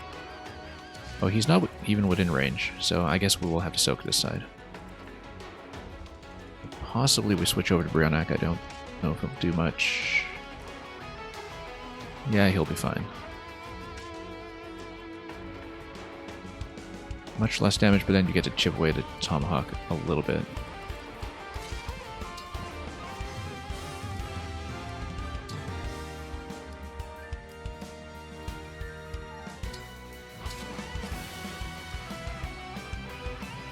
And okay, we'll just wait here. We'll be able to soak that just fine. Yunaka will go left, and then we start pelting this with everything we've got. Yeah, anyway, let's get Yunaka over. And then we just attack into this. I might also be able to do a hit and run here. Let's see how that's going to go. We can do that as a finisher if needed. Also notice that it's got a 14% hit rate against her. She's probably going to be fine. Particularly with the crit on the Killer Lance, so...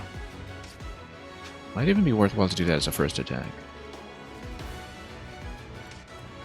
But we'll have to... I mean, I don't necessarily want to hold back just for Yunaka's sake, but... Just something I'm considering. Also, notice that these guys are pretty susceptible to magic attacks. Except the spear worries me a little bit, so we'll have to potentially deal with that. Yeah, we can't quite reach up there this round anyway.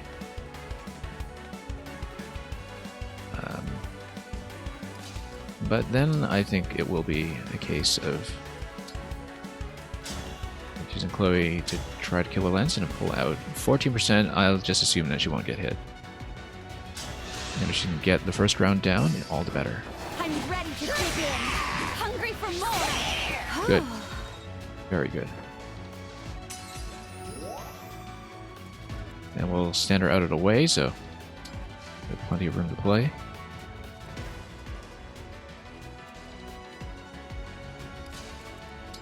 And yeah, we'll be able to do really well. I mean, that'll just chip him down. We might not even see the Marth interaction here if we're trying to play this somewhat optimally.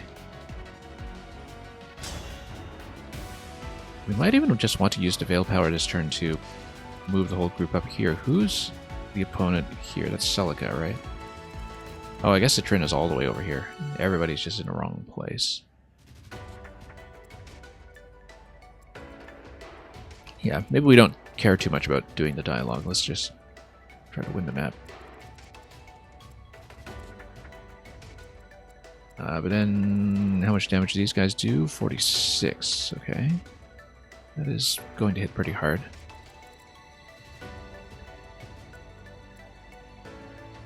Yeah, but that's okay. We'll do more than enough. Yeah, because Veil is actually able to hit very hard here.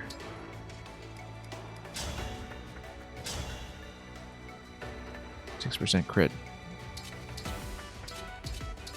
Oh, she's got so many options. Just do this.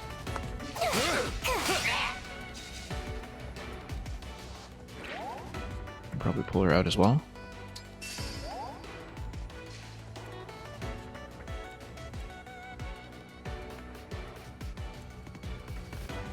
Yeah, we don't want to send Pendero up here yet.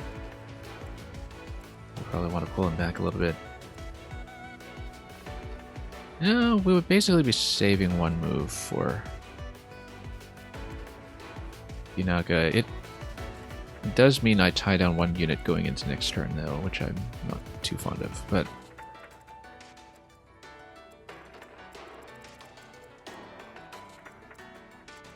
stand on this spot down here. And get Jean to come in. No, he can't quite reach.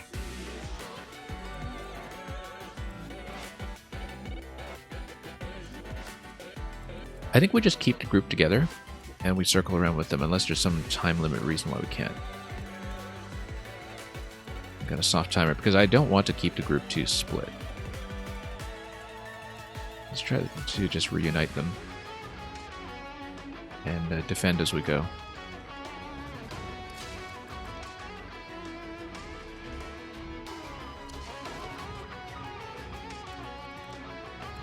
Well, let's see. Yeah, because it would work better since the Trino's over here. We'll just do a circle and we'll go anti-clockwise rather than trying to do everything at once. I feel like that would be a little more clever. I want to keep the bows over here to take down the wyverns though, so.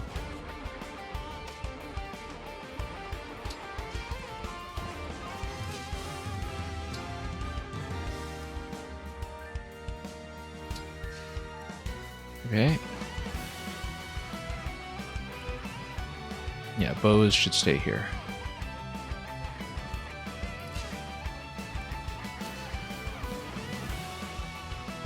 Maybe. Maybe we do want Leaf up there as soon as possible, so we'll try to do this the fancy way. We'll just keep Fagato reasonably centered. He's going to be able to hit, so I think he'll be fine.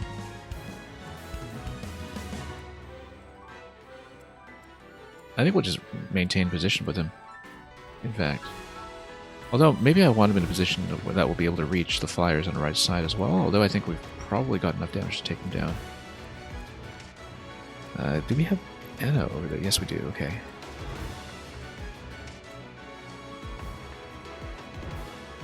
I think we'll be fine. We'll just keep him, like, maybe in this position here.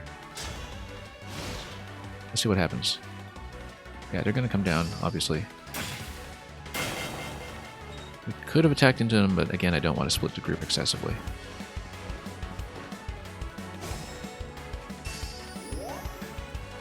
Yunaka will obviously get a snipe on the boss. That is the last health bar, right? Okay, good. These two we'll just need to hit with spells. I think it's pretty obvious that's the case. And indeed, yeah, Veil. Take this guy down pretty quickly at the cost of a bit of damage. Also, Seedall can run around a whole map nowadays, so he can just get anybody he likes to double up. Let's shoot everything down first. Legato and Algrist, if you please. Oh, not quite enough. Surprisingly enough. Legato with a Radiant might be able to do it. And look at that. Amazing.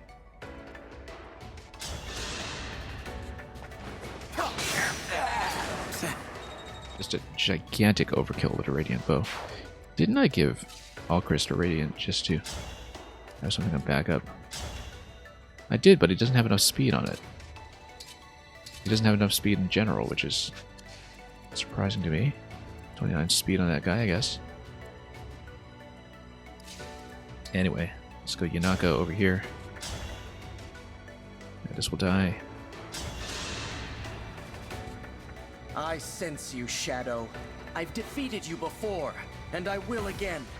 For I hold the exalted falchion.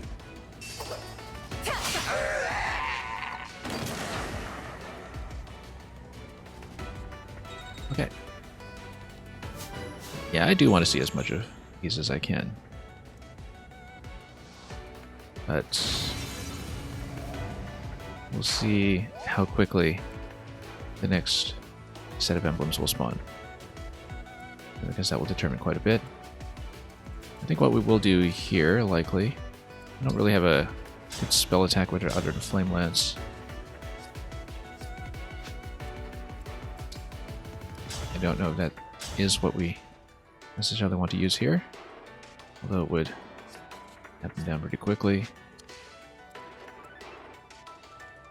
Actually, let's take a look at a hit chance in return.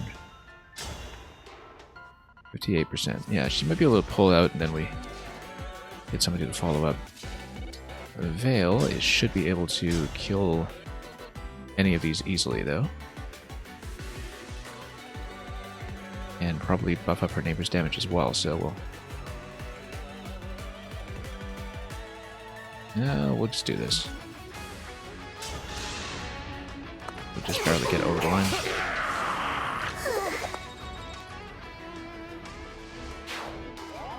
Ideally, she'd just stand on this spot, but she can't, so we'll pull her back.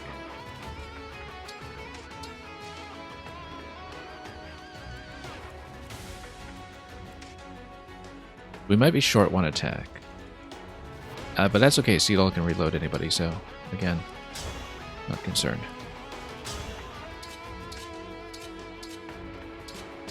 Oddly enough, we go longbow that has the highest crit chance, which might be the thing we have to rely on here to try to get the full attack down.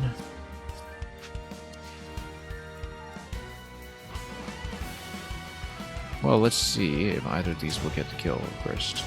Not quite.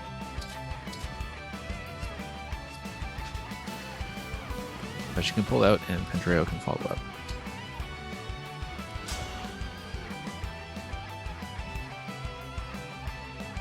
Yeah. Not a lot of hit there either way.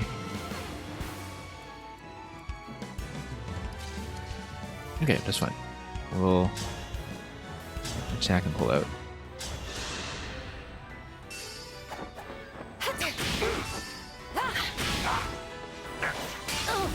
double hit. That's unfortunate, but manageable.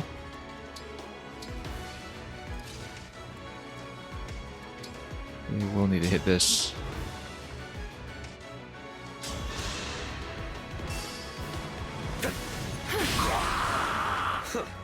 Yeah, it would be faster to just blitz everybody down 2 groups in parallel, but I think we'll do it this way.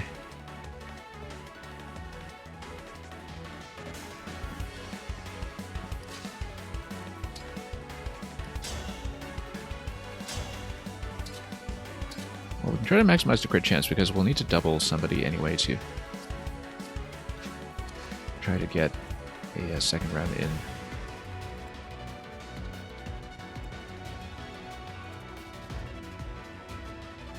Regardless, well, let's see how we kill these guys up here.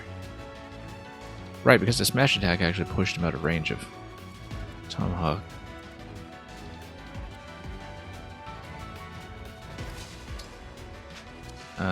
Magic attacks up here for sure. It's going to be... I mean, Citrin can take out anybody she likes up here. The Ivy on the other one, but we'll take a look.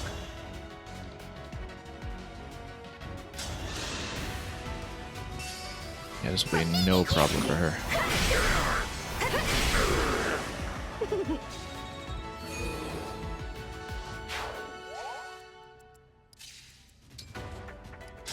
Ivy will be able to take that out, no problem, good. Let's make sure we know what to do against all of these guys. Radiant Bow.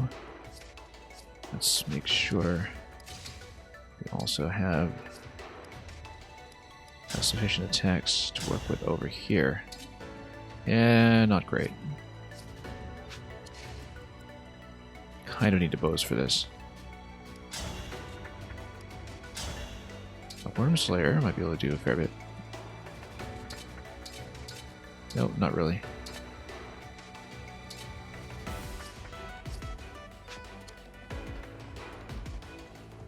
Anyway, we know Anna's going to burn one down. We know Louis can probably take one down as well. We'll actually just do this. Push him back again.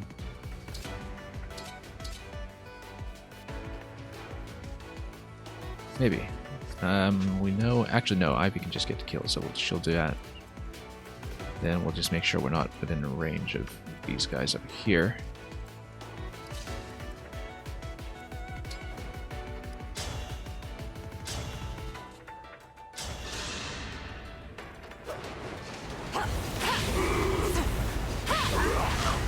For Lucia.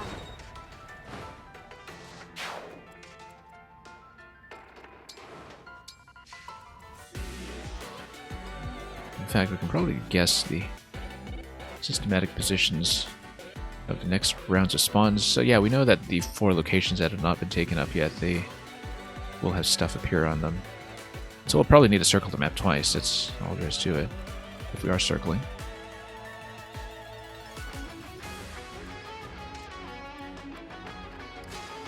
Anyway, let's get the first hit.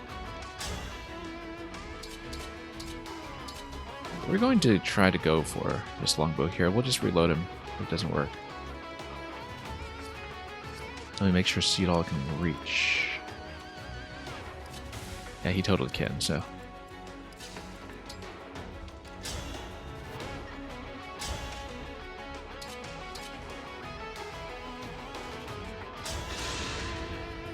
%70 crit, will it happen?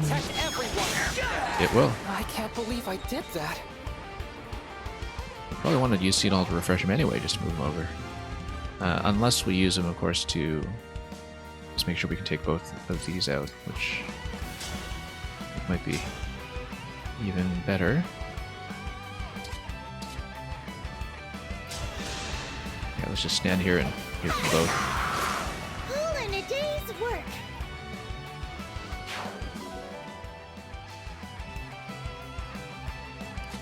Yeah, we'll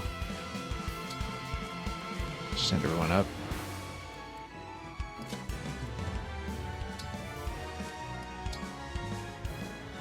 advanced with her here. Probably use Seed All to move as many units up as I can.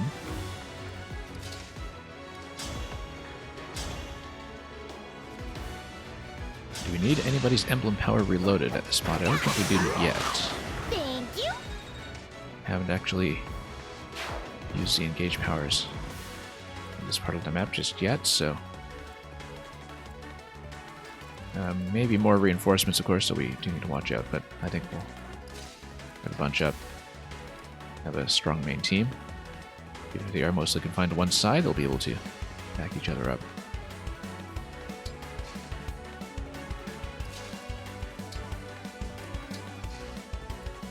A little bit spread out everywhere, but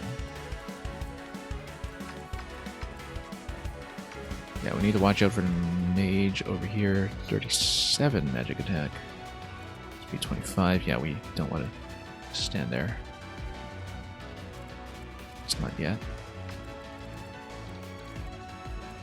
Always have to watch the weapon sets as well in case we have things like the spear that we just saw. But particularly for any switches to weapon types like magic attacks. We wait to see, so let's see what happens here. Okay. Yeah, they have more mobility just from sneaking through the middle. That's something we have to keep in mind. Because ideally we would have retained enough units to fight up here, but I think we'll probably have to run.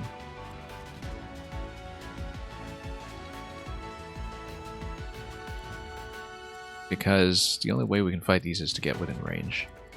Sombron's Fell Assault, we can't do that, so we will run. And probably heal.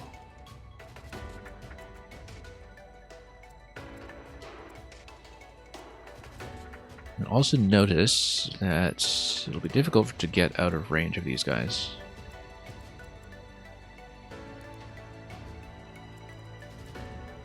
In fact, Pantareo is in kind of a weird position. Might need to stand behind somebody who will take damage. Or he'll just get reloaded by Seed All, which I think is likelier to be the case here. Notice that Veil doesn't really have a good place to run, though, either. She's going to get caught out pretty quickly. Now, we can always block with drop doubles. That's probably the best way to do it.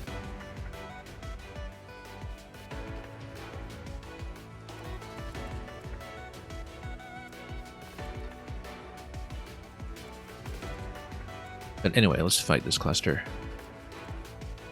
Or, you know, pull out to the corner and fight in the corner instead. Might be able to do that. Because when we just attract them here next turn, we just snipe them off. As long as we start running Alchrist up.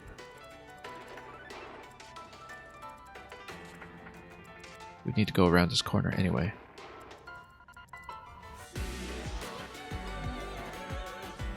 So anyway, Louis and Ike. It's going to be a one shot. But can we choose a different weapon that it is with? Yes, we can.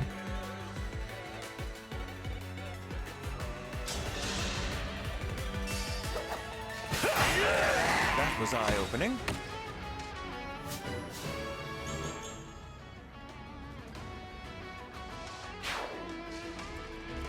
We know that Ivy is able to canter over.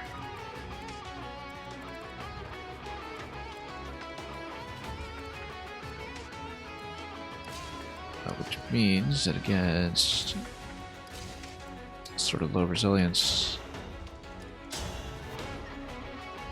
yeah, she's able to hit decently hard. But we might have gotten into a situation here by blocking this spot when we shouldn't have. That's okay, that's nothing that Thorin can't fix.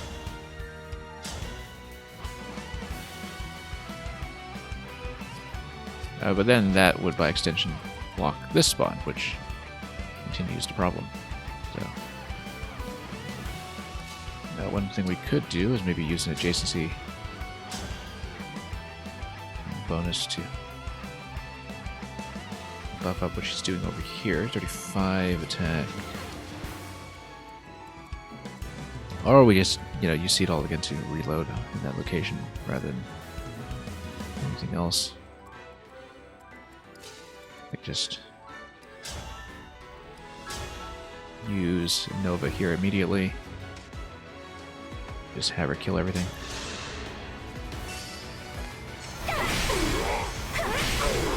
Please forgive me. Nova at high speeds is just absolutely amazing.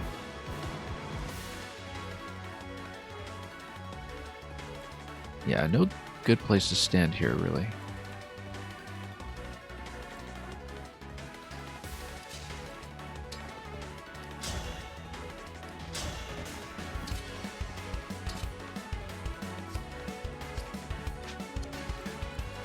Boganon up there. We really can't soak this attack, I don't think. Look at that, so many different attacks to choose from, too. I just need to do lots of hit and run. This is all 1 to 3, though, so... Series of colossal ranged attacks. Yeah. Even when we weaken this is going to be quite something to take down.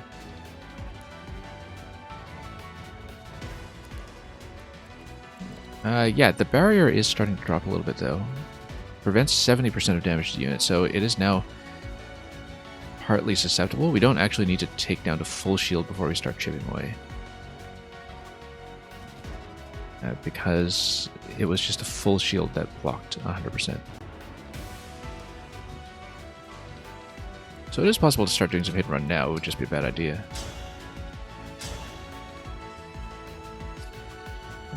Not very effective.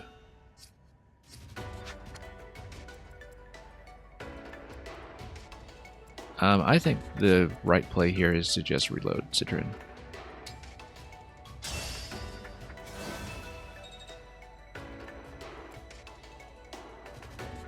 She is obviously who we need here for another Thrawn attack.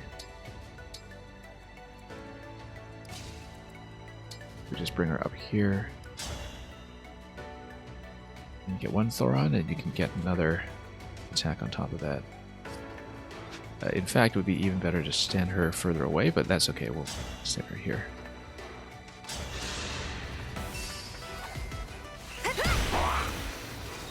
I hope she's not standing too close. We didn't check this properly beforehand.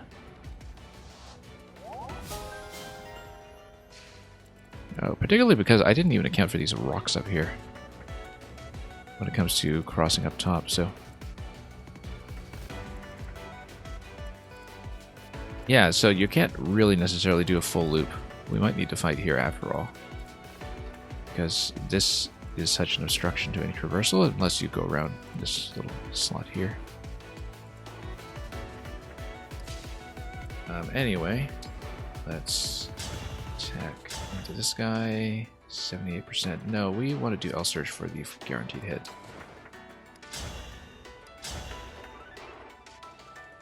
And we'll pull back. I will atone.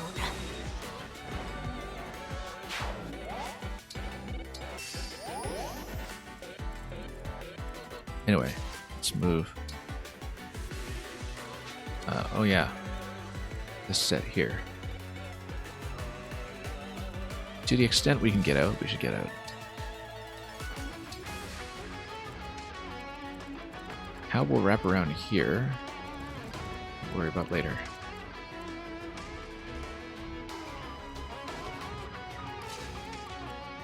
Yeah, we probably should have kept a split group looking at this. Oh, that's okay, we'll create a little kill box here too. Lure everybody in. Now that all of our defenders are completely out of position. Is it go time? Who's going to heal her?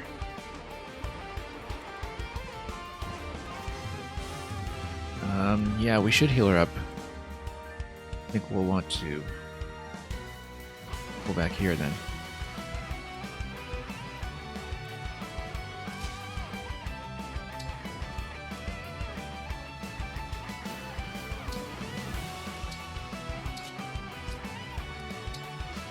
Okay.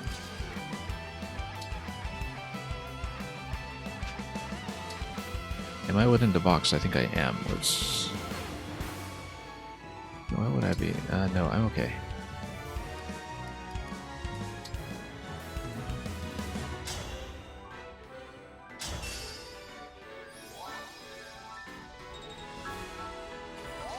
And my movement is a little impeded here, so we'll just try to get everybody in position to do a nice big counterattack.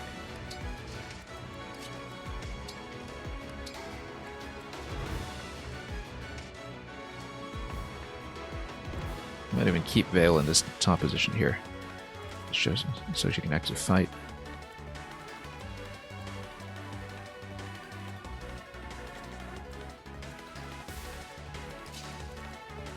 Anyway, let's move them up.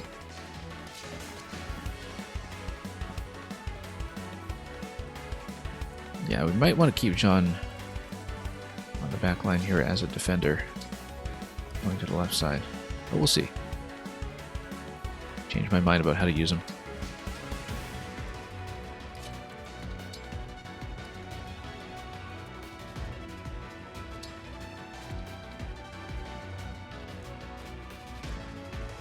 And these two are the ones left. Let's just go up here. It basically saves a block.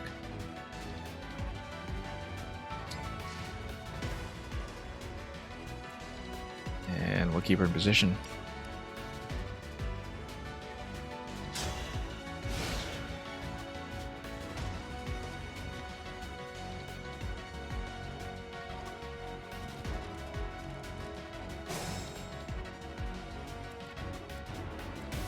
Okay, that's fine. We should be able to fight most of these as long as we pull back.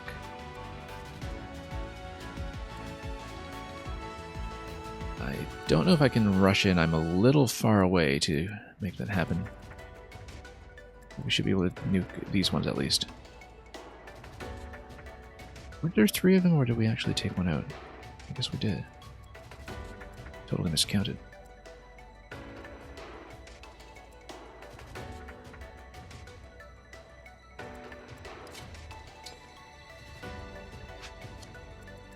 Well, first of all, Vale can probably do quite a bit of damage as usual. Yeah, we did take one out using the double attack. What a lovely scene. The lance will just snipe it immediately. I've had my eye on you, and they lived happily ever after.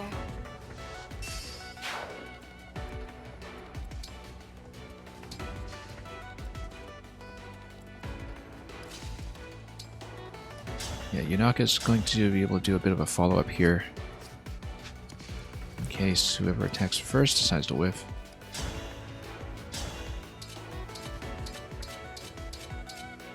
Good enough.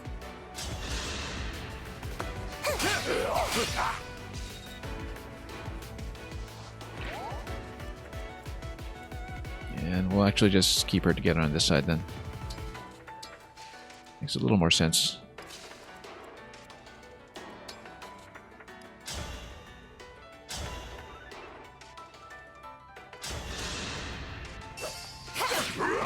Nailed it!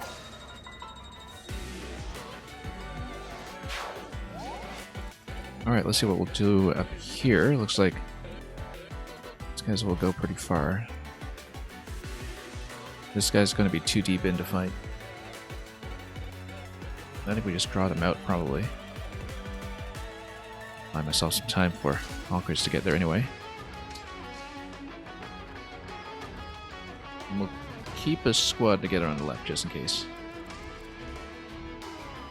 We'll start pushing up towards the left side, and eventually if we whittle this guy down, we'll just come in with Warp Ragnarok if we really do want to use the Celica interaction. Except, yeah, this is pretty walled off as well up here.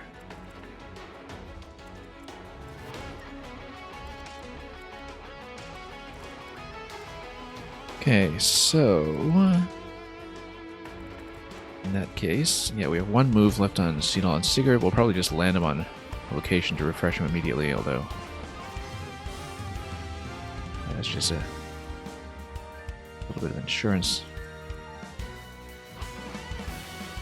We can always do a bit of hit and run on this guy too. And indeed, maybe even Thoron to freeze those 2 units. If we want to use Corrin's power, then we just freeze these 2. And pull back. And then we would attack into these 2. In fact, let's see how much Nova would do. Nova would kill him. It had better hit, though. If it doesn't hit, then she dies, so we can't actually mess around with that too much. Gauge doesn't help too much, either. How much does that do? I guess... that is a pretty high chance. Yeah, my hit chance is not good enough to really fight that way.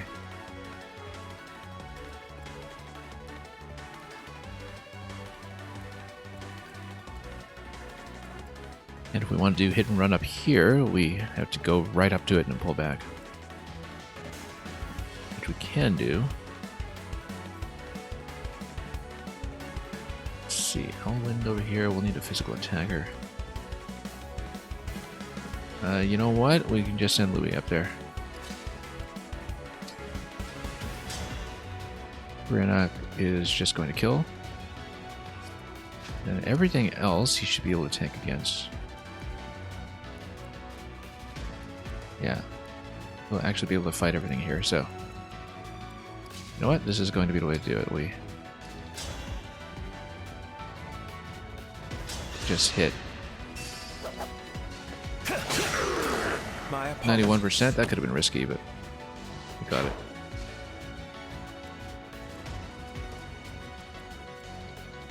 And then we just make sure we pull others back. Probably do an initial attack with Ivy and Coronet and pull out from there. I'll surge and we pull it by 2. We just chip him down.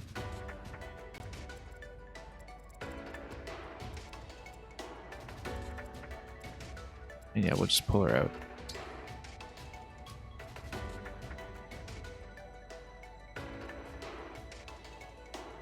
And just let Louis and Ike sit there as magnet.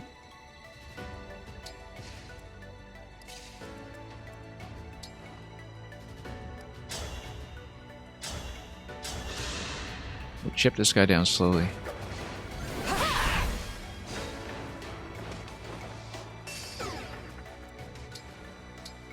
We can just do it repeatedly. Using Canter. Cedal is going to be able to double Alchrist. Either that or we run Cedal all the way up here and try to accomplish something with Louis and Ike, but no, I think we'll do it this way.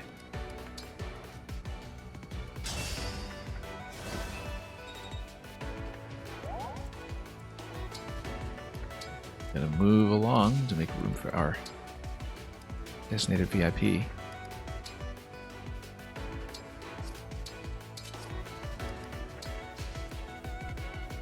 And we'll group these guys together. Haven't spent any powers here yet, so I think we're fine. Let's just group them together, actually. But yeah, we don't want too much of a split. That's the only concern I have right now. But maybe we wasted a little too much time down here, going back and forth when we should move on up. On the other hand, we don't want everybody to be charging down here just yet.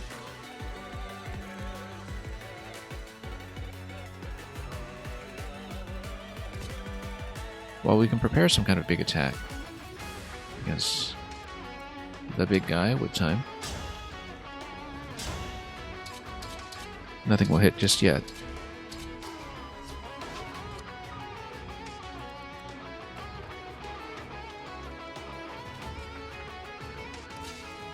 Alright, let's just keep the cluster together then. No, change of heart about the approach here.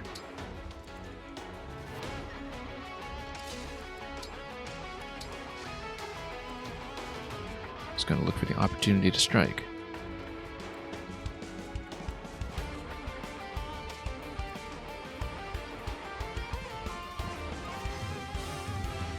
And yeah, as far as this is concerned, she'll do a meager 4 damage or so. We're not doing that.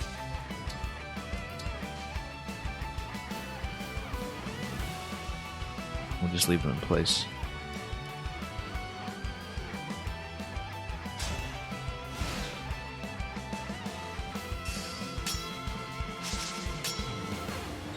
Kind of a big miss there. No longer having the hit plus 10 on him. Help things out.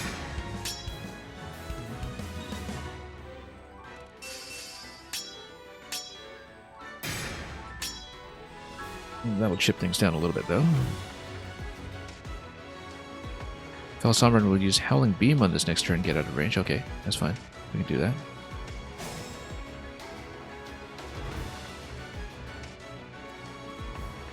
But would he use it in conjunction with the other attacks? I think he would. It's 55 magic attack. We're not standing in it, obviously.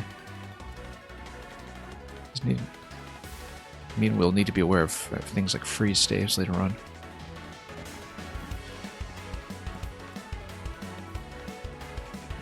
Augurs can come up here, and then we reload using Senol.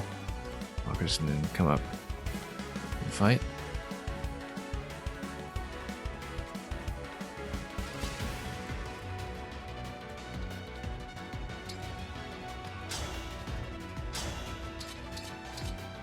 Nothing interesting here. Meshcats. They try to go for the crit. I don't know if that's a good idea. Could be a better idea to maximize what damage we can.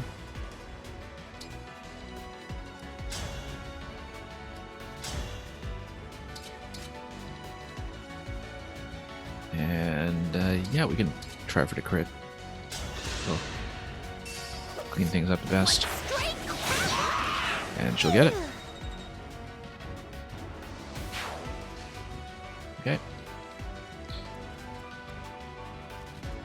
Citron Celica can continue to stand out of range here.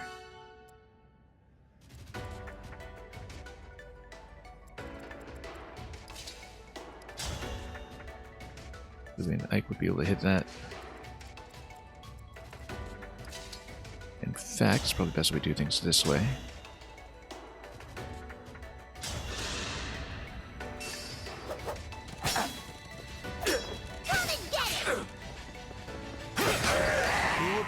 While you lasted.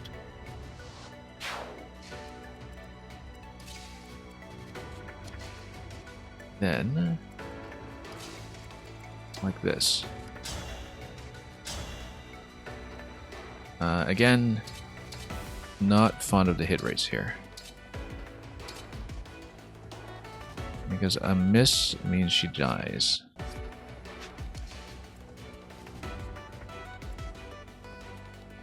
Yeah, that's why we were going to reload up here.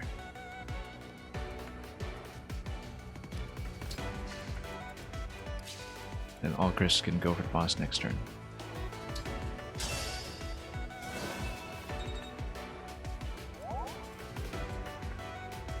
We'll stand out of here at 3 range.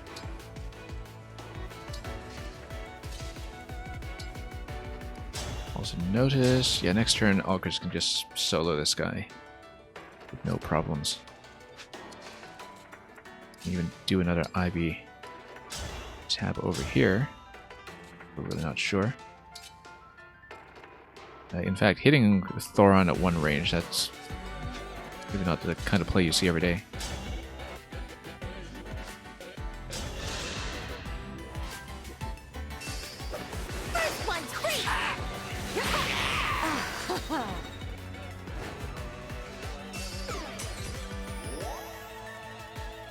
Yeah, we're not for this guy. We just go immediately.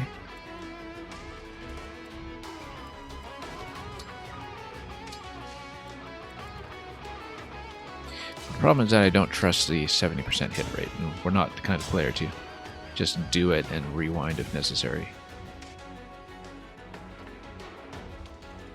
Yeah, she just cannot get hit.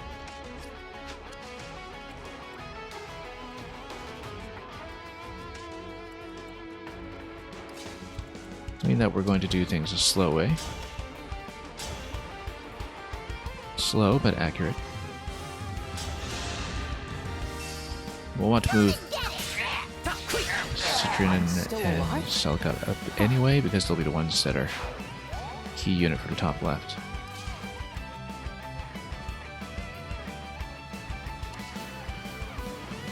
Oh, it shouldn't have blocked my Thoron range. That's a slight mistake. Also, given a placement here, I'm going to have some units that are just going to have to back up. Since there isn't room for all of us. Not yet.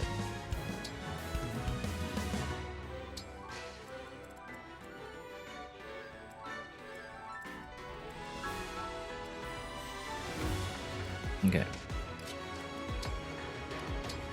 Down here. A little bit isolated.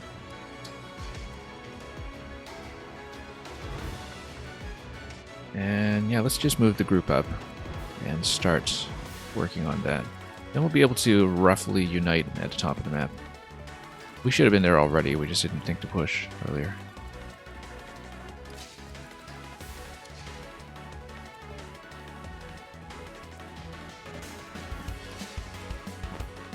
Okay.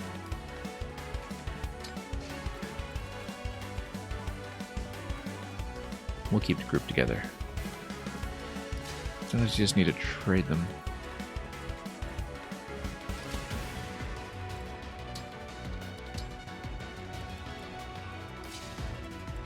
And we'll just continue moving on up. I'm going to do this map a slow way somewhat, but let's conserve our chances of winning.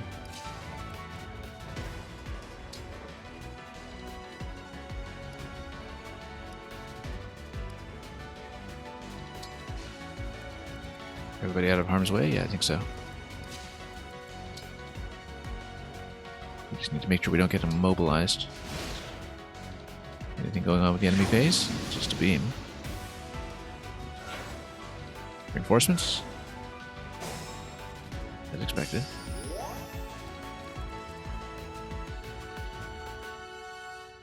We can probably hit those just fine. In fact, I don't really expect trouble.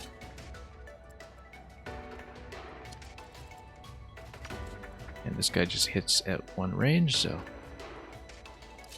got a lot of possibilities here. None of these hit very hard.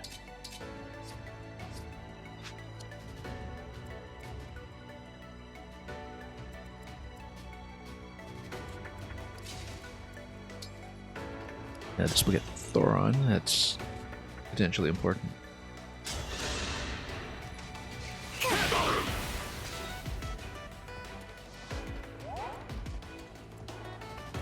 But work in conjunction with one of the other attacks. Oh, how far can it go? 1, 2, 3, 4, 5, 6, okay. Does this guy have an alternate weapon? No.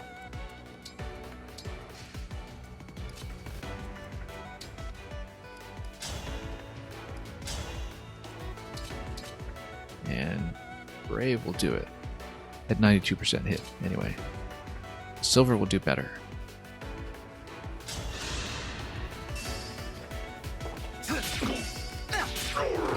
Talk about a good time. And Figaro hits cap.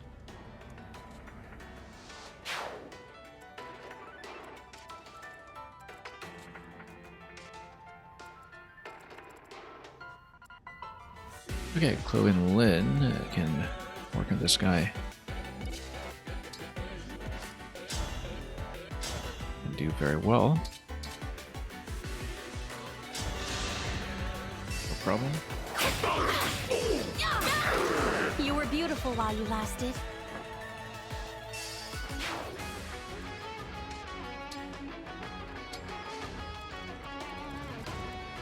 Trying to move everybody up.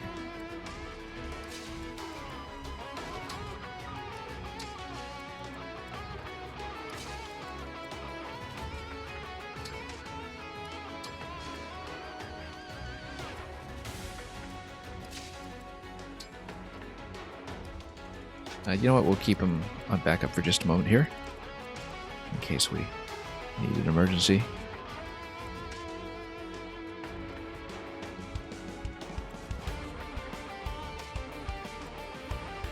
These two very susceptible to magic. We'll be able to just attack in.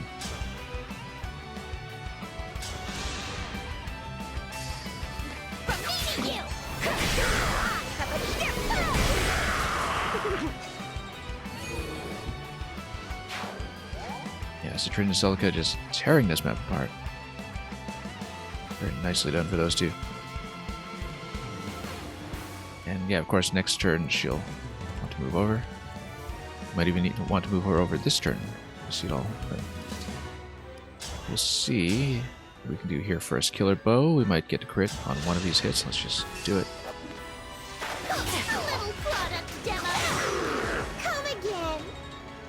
Okay, good. High end of expectations here.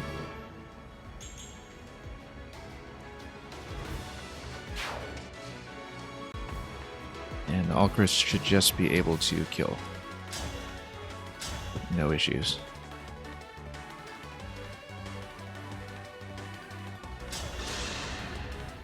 See the interaction? You radiate evil, but are you truly the Dark Bishop who I fought once before? Is your intent to spread fear and despair in this world too? I will never allow that to happen. Come and get it! I hope this is Of course, this is from Thracia 776, a game that was never localized. So, not an interaction we'd be familiar with.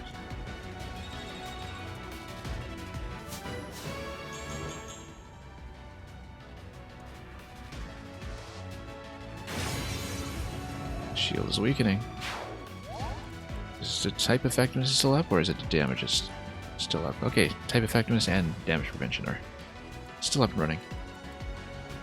Notice, too, that this drops miasma after the attack goes down, which means we need to be extra careful.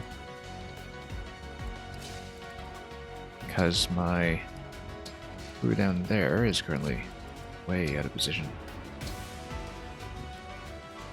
Get very easily caught by respawn.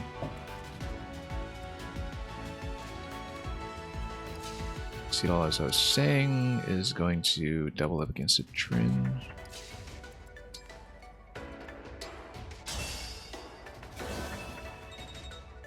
Which means that next turn she'll be able to get something done. Over on the left side.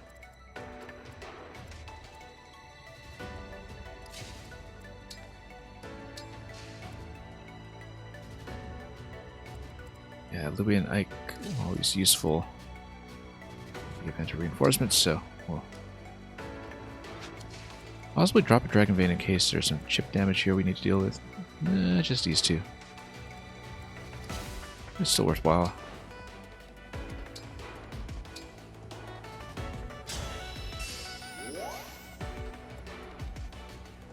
And Louis and Ike, will probably just maintain him there until we know what we need him for.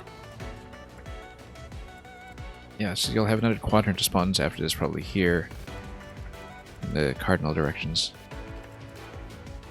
And we just need to move down and fight them. Don't know if I'd need to clear miasma first, because it'll be just impossible to fight foes on top of that, but we'll manage.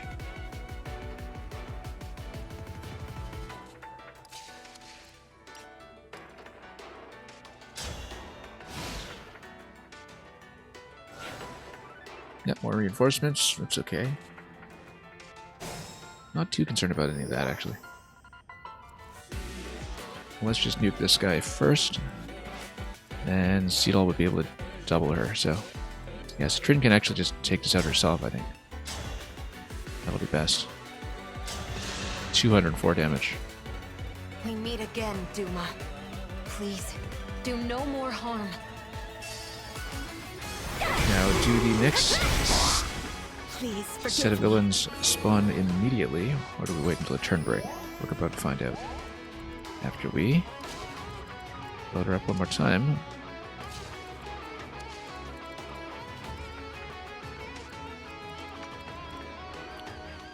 And actually, this is why we want an icon in a lower position.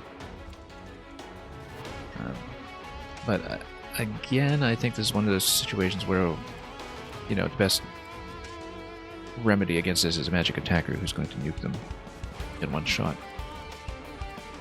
Let's just be careful with the wyverns up top then. We can send somebody to draw them in.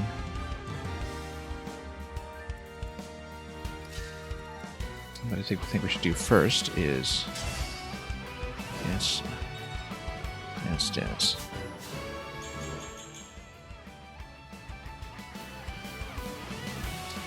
Keep him in the middle position, so he's able to access either side.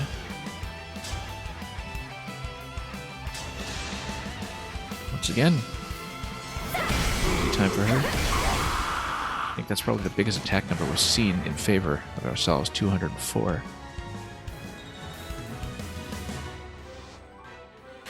Shield's down. Let's get a round of attacks. Shield is gone.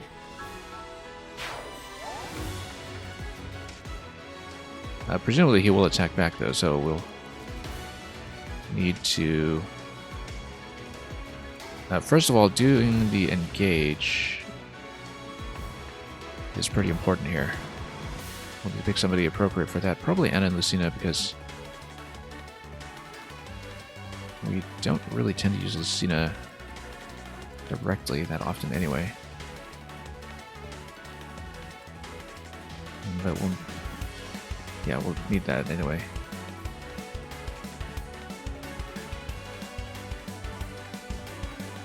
Maybe even break this. Well, let's do as many hit and runs as we can.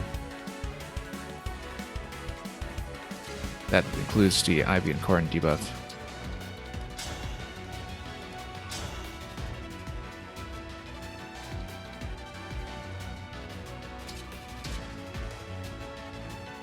We'll do a decent amount, actually. That's the first attack. Marin can also do it with the Draconic Hex. She's able to do it, and in fact, she's even able to...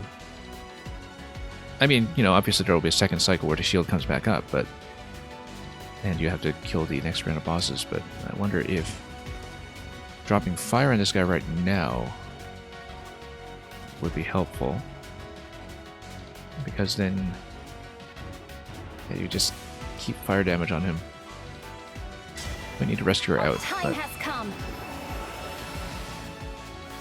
Or maybe you have to burn down all 3 bars before the next set comes and puts up the shield. I'm not really sure.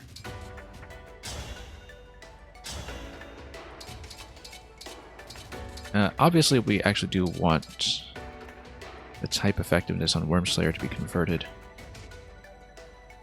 using Emblem Plus. Anyway, none of that's going to be very effective. Do we have anything that's kind of anti-dragon?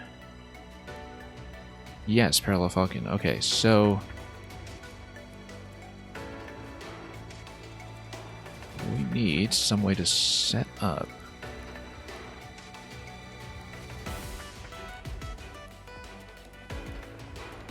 the attack that we want. Probably with Alcris, actually, now that I look at it, because... well, let's see.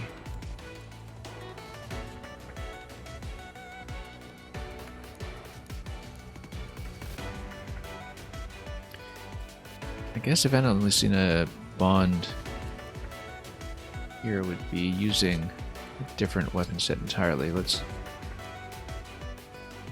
problem is that she wouldn't really be able to get out.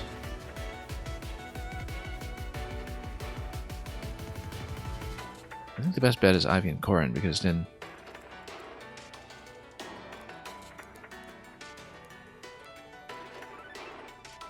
so right now she doesn't have type effectiveness anyway.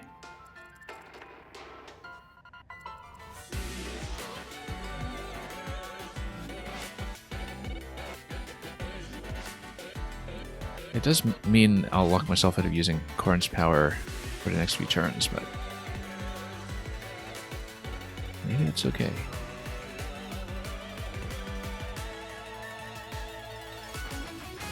Wormslayer with Marin and Roy. Actually, no, we'll just use Marin and Roy for this. I think that's...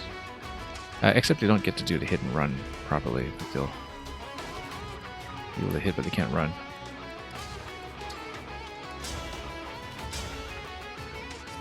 Got a lot of attacks here.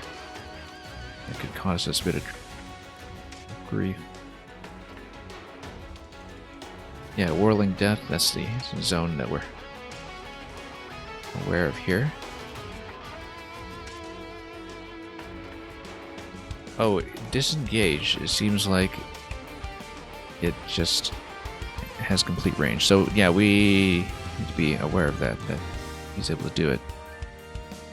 There's no range attached to it, he just does it as an ability. So we don't want to overcommit to the engage with all the characters at once. It would be a little unwise.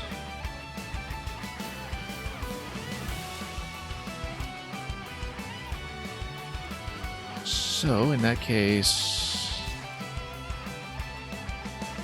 Well, yeah, if we just need to figure out where to stand.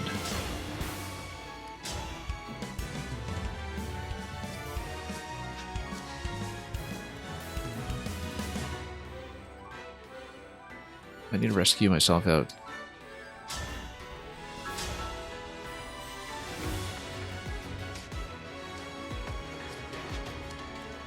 Let's check the available attacks.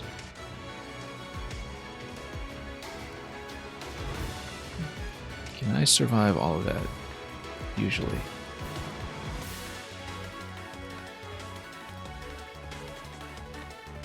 Okay then. I think this is what we'll do. We'll do Engage Plus with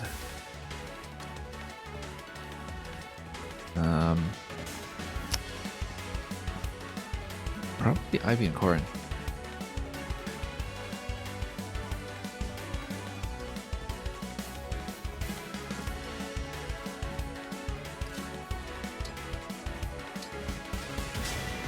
Emblem Eternal.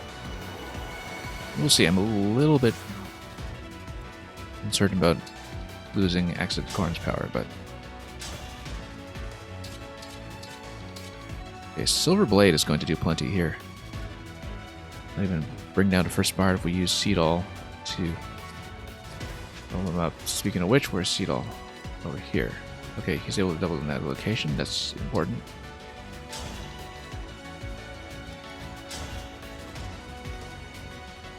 Oh, whoops. Let's do this again.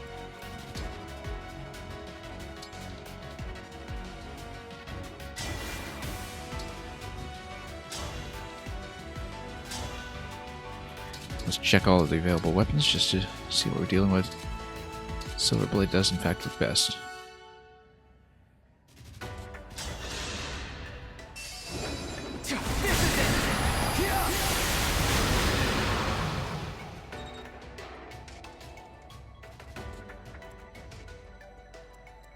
And then we just need characters to do things within 2 spaces. Oh, okay, just out of range for Chloe and Lynn to do their thing.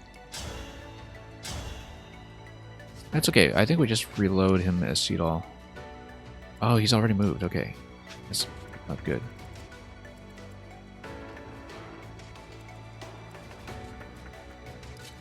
Ivy can then come in, though.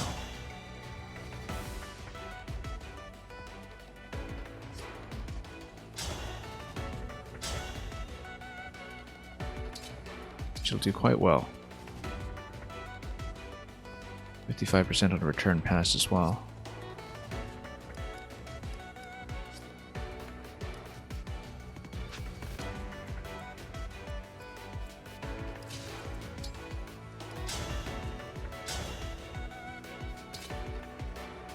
Some of this may do decently, but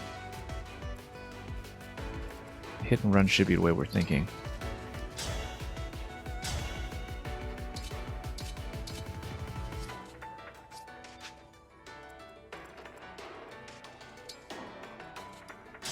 She's only got enter up to 2 range, so we can't quite dive in.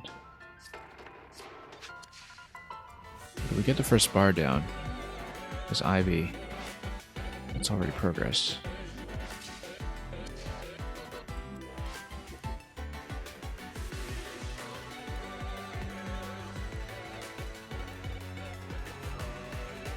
Yeah, luckily Whirling Death is just physical. And we know Howling Beam is just a separate beam. Fell Surge is the thing we'd be concerned about if we're attacking in with Louis. The speed 20 though, I think we can actually be fine.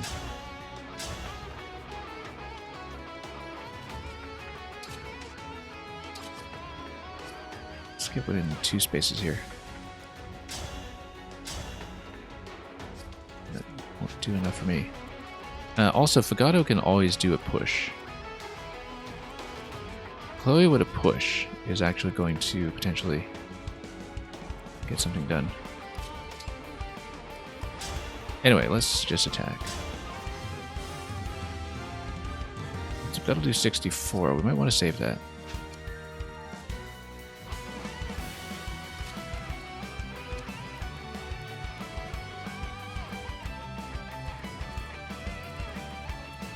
We're actually going to do the push.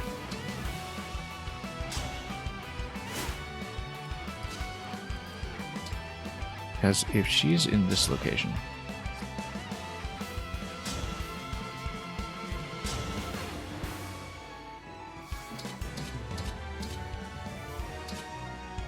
not quite. Right, because she's not within range for the dragon effectiveness. Okay, so this didn't work out.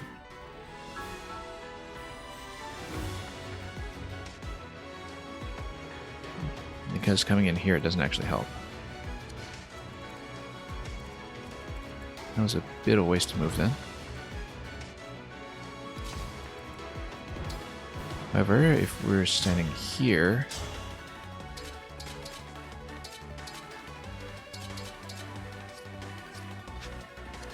does pretty well. We still have our ace in the hole here with Veil if she's available.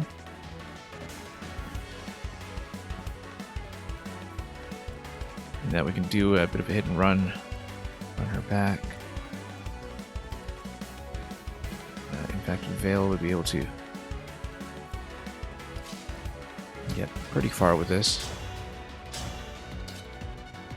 Flashing Fist would potentially do 60 if we put it down that way.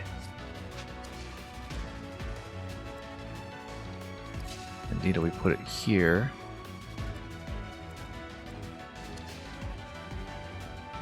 We need to use Veil to get it back out.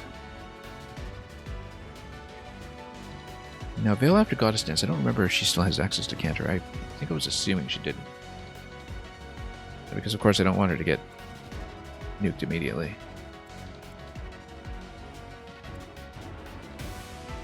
Anyway, we have a 64 attack available from Ivy. We have a 60 attack available from Rajan. We do have options.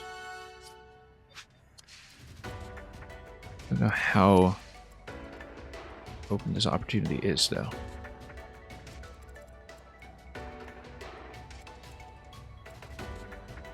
I have to find the right attack here.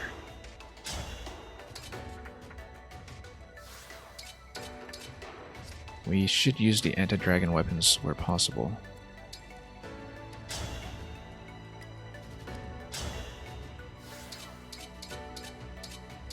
Still looking for it. Wormslayer doesn't quite do it.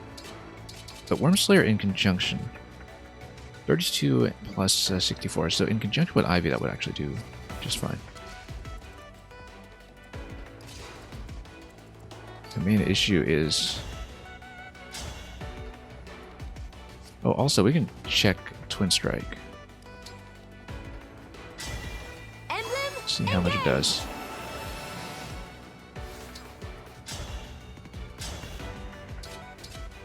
Not enough.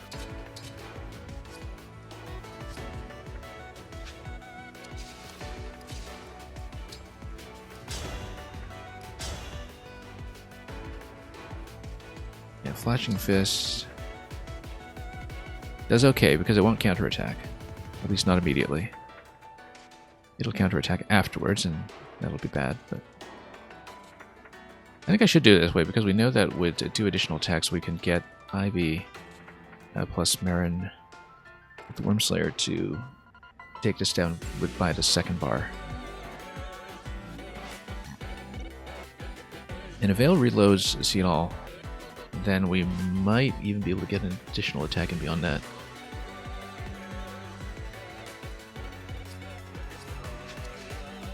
Just gotta plan this out. Make sure we've considered all possibilities that jump out at us.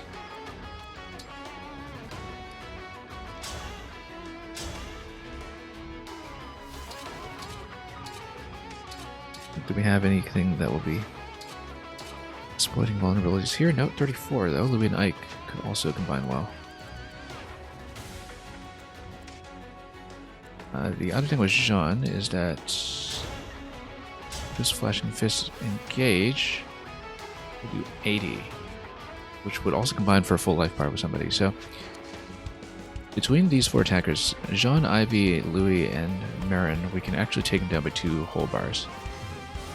Which means we need to see if we can take them down by 1 bar right now.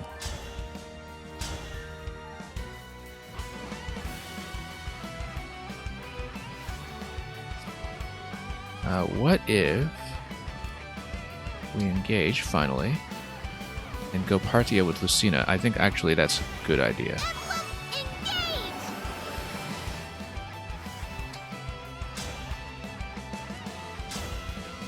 Parthia does okay, but it's the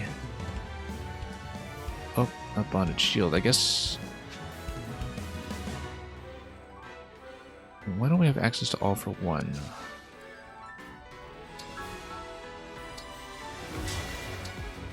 Because I thought All for One gave me an additional range. Oh, the range must be the ally affecting this. Parallel Falcon does okay. I feel like we don't want to use All for One, but if we're in melee range and we use Parallel Falcon here,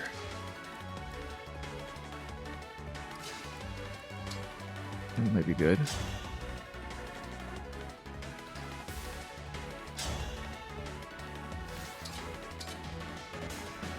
That'll do 28. If we can do an additional 17 from somebody.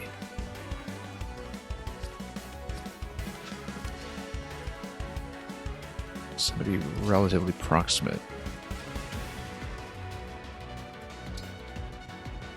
What about engage with the... Again, we don't want to use every engage power at once because we know that the dragon's able to deactivate it. A quad hit does almost nothing. It is pretty much completely ineffective.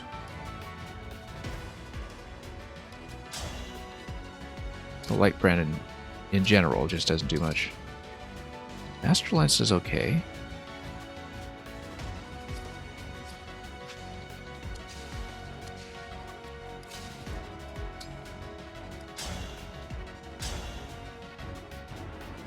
Oh, that's not bad.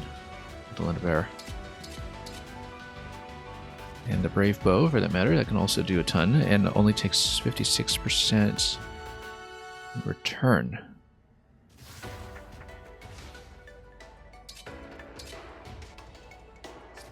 We can just buff that up slightly. In fact, how much damage does that do? We need to rethink the sequence just to have minimal incoming damage. 36. What are we looking at right now? 45.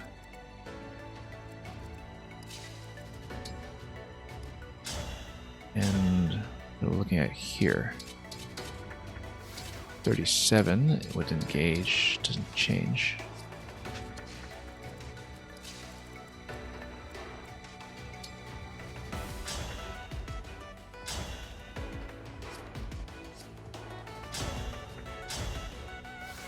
Do we have any weapons that will be good here?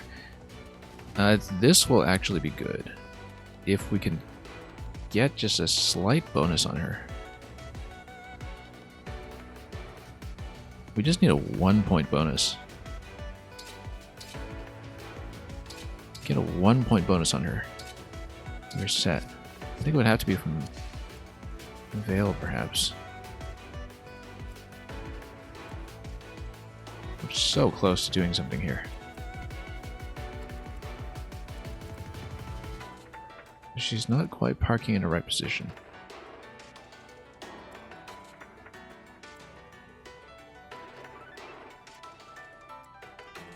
Yeah, basically... Well, I think that's fine, though, because I think we have enough damage to work with now. But we want to minimize damage in return, so...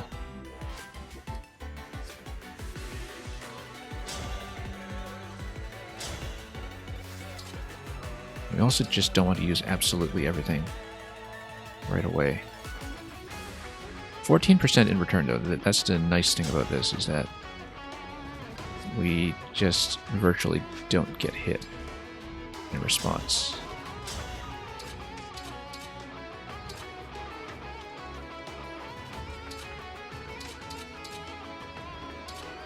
Reprecise seems to be decent.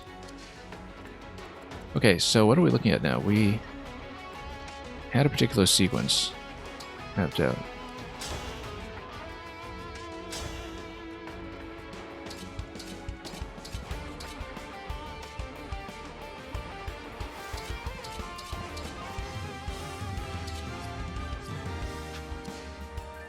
We know that Jean can do 60-something, somebody here can do 30-something, and then... Yeah, because Louis and Marin can both do about 40. So we just need to find the 2 attackers that are going to chip him down right now. And get this first life bar down. Veil giving an adjacency bonus, or even just giving it instruct bonus, Chloe would actually do it. In fact, yeah, but that would require her to use engage, and I don't think I necessarily want to do that yet.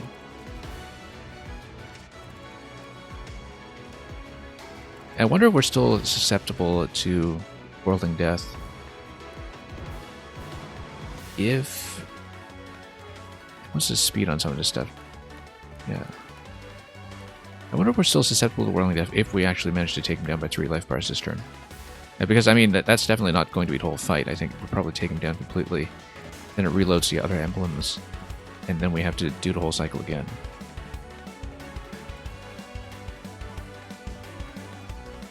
Let's try to find a sequence.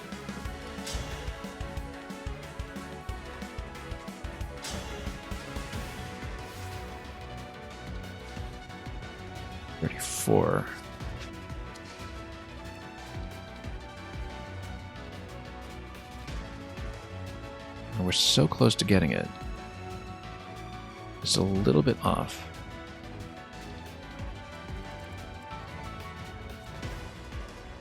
Yeah, I'd be concerned about Veil just getting one shot with something.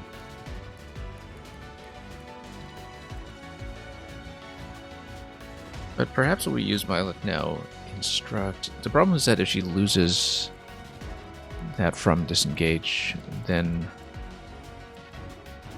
we're going to be in a little bit of trouble.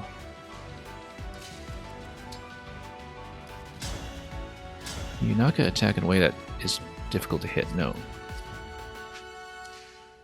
But she can finish with that 2 damage. After Chloe does an engaged attack here. Yeah, that's maybe the best way to do it. We'll just accept the fact that we're only going to get 44 out of this, given her current positioning. And then we pull her out. And because the fact that there's a 14% response to this means that we're still going to minimize incoming damage. Which means, then, that we can perhaps get Yunaka in there. Problem is that even just 59 physical attack would just wipe her out.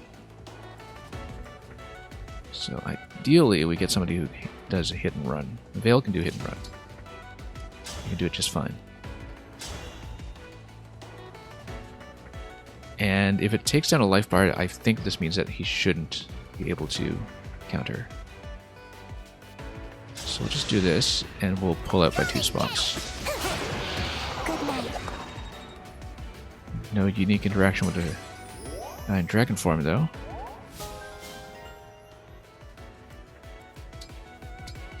pull her out. The next thing we should do is get Jean in there. We should actually go engage to do 84 damage. We should also get him to be the finisher so he doesn't take that much damage returned. So somebody has to hit him first. We're about 16, which is not too much.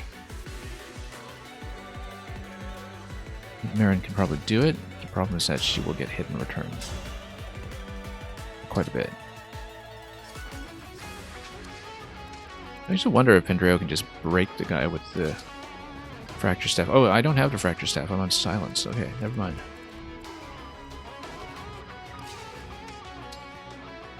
What about Alchrist? He's okay. Not great. He does take a fair bit of punishment. And enough that the magic attack would blow him up next turn.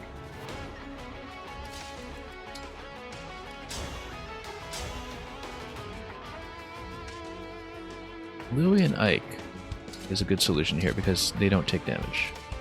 They effectively don't take damage. And he's on speed 16, which is good because then he doesn't die to the speed 20 magic attack. So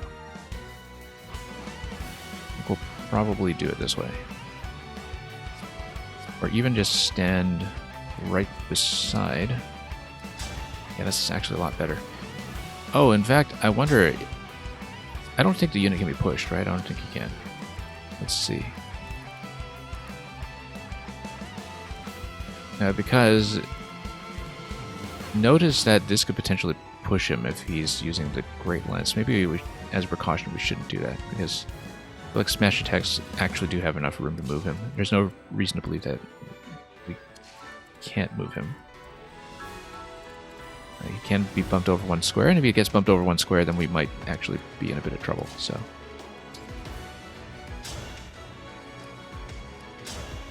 instead, we're going to probably just do a 27 damage attack with Brionac here instead.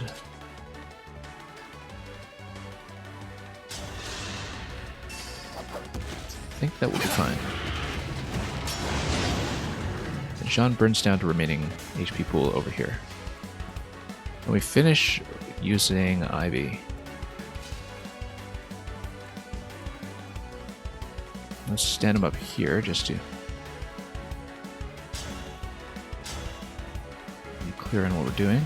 We'll need to engage into this. We can also switch to night and day, but I think I'd rather just engage. First one's free! I still have a lot to learn.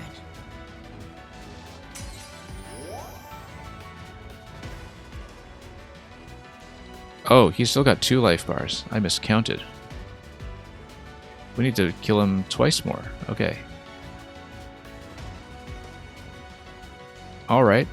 Good thing I can survive the next attack in here then, because he's going to blow me right up. Okay. I thought I could get the kill completely, but then I'm guessing the shield will probably come up too after this round. I should have retained Veil and Seed All. Yeah, I totally miscounted. I saw 3 orbs and I forgot that that actually means 4 life bars. Alright. Let's see if we can do it. Maybe, given enough critical hits, we could still pull it out somehow.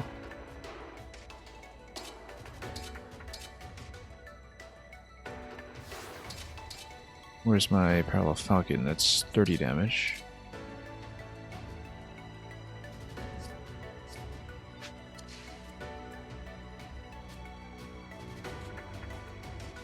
Yeah, we know Ivy will do pretty well.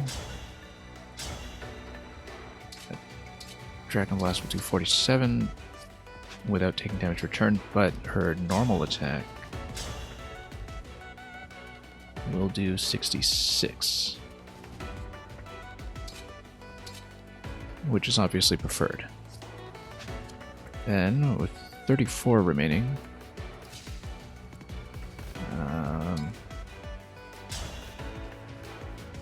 we know that Marin and Roy have access to Worm Slayer, which doesn't do enough. It does 28. I actually should have kept that in mind.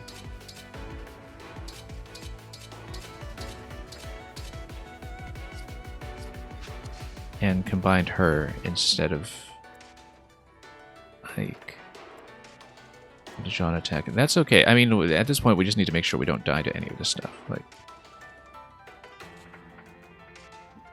Whirling Death is the main thing. I mean, everything is a 3 range attack, so we just need to make sure everybody is above speed 20. And I don't think any of that one shot.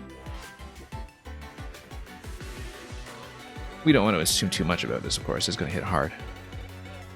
It's going to hit quite hard.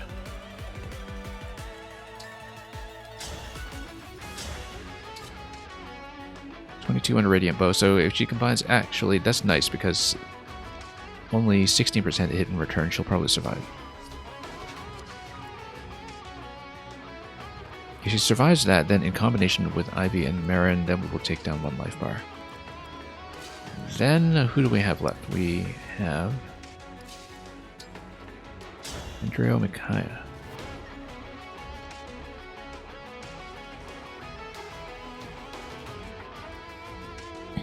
Let's see here.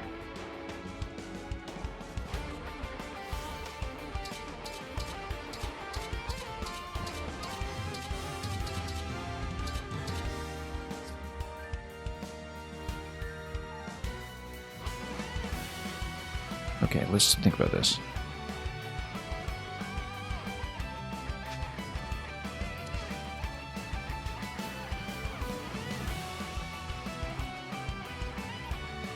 If we take Alchrist down to this location,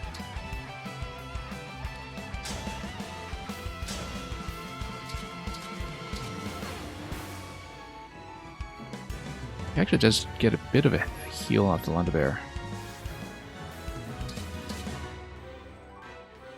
38 actually does pretty well. 38 will combine nicely with Ivy's attack. And then maybe we have enough juice to knock them all the way down from there. That would be an all-in attack that presumes that we don't take damage after this turn, though, which is not a safe assumption. So let's say we go Lundabear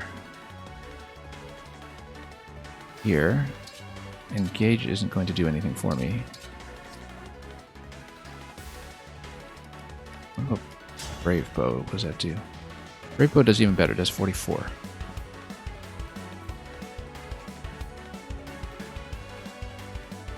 The problem being that if he's knocked down to 36,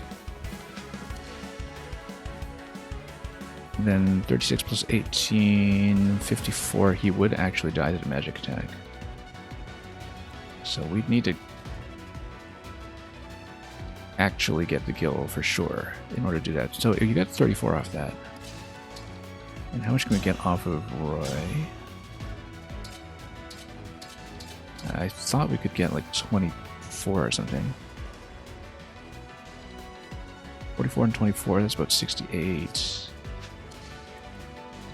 Yeah, we need to be absolutely sure that we'll get the kill if we do it that way. Which means we should probably lead with Anna and Lucina using Falcon. So let's see if we can make it work.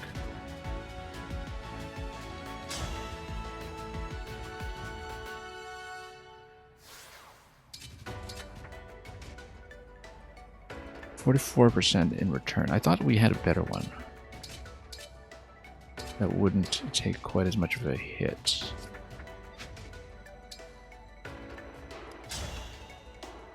Very easy to just lose track of this after a while.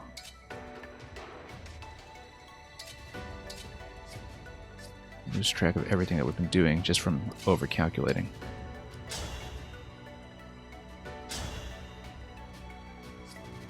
Yeah, oh yeah, because it's Worm Slayer with Marin.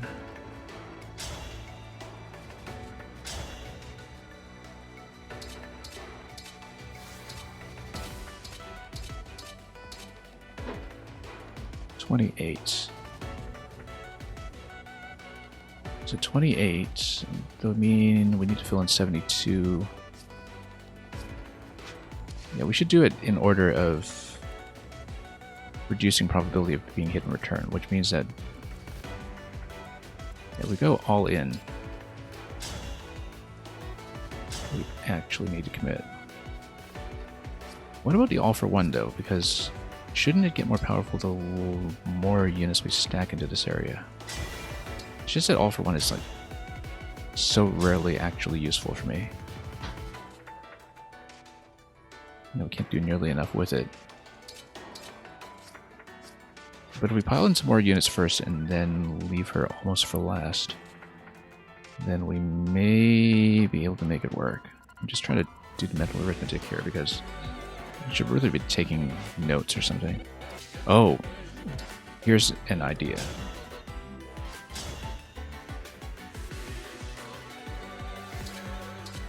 We haven't really thought about using Marth at all. Oh yeah, because we don't get Fell Dragon effectiveness all the way from this end of the map. We do need to be on the right side.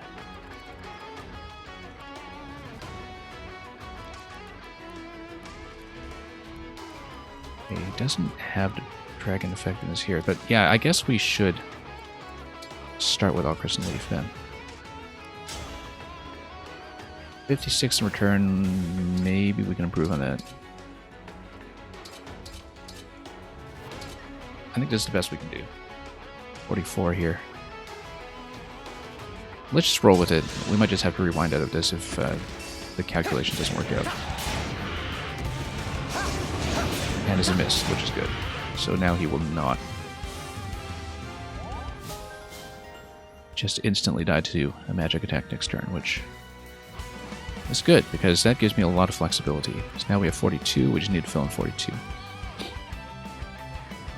So we know Ivy does how much again?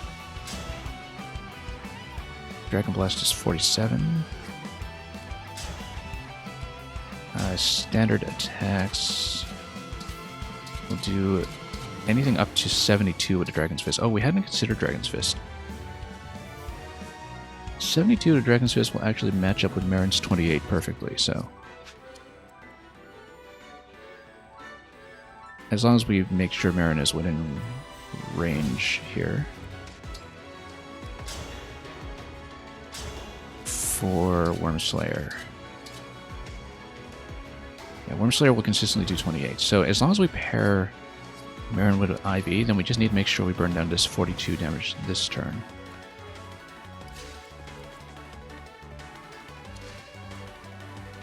We may need her to be within adjacency to do that, though. Because, is it effective against... Okay. No, we don't even need type effectiveness for Dragon's Fist, so even if she's way out here... Whoops. Because it uses her magic attack, it's going to do 72 regardless. That's great news, because it means we can come in here with Falcon. And that'll do 30. So we need to figure out a way to take him down by additional 12. Can we do 12 with any of these guys over here? With difficulty. Not quite, in fact. Wait. Do we look at this properly? Nikaya's attacks over here. Do we have anything at 3 range? We do not.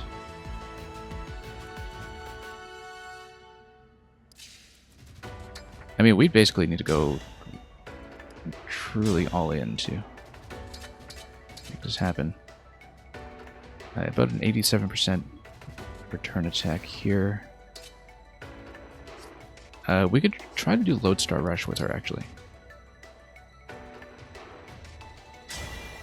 Quick change!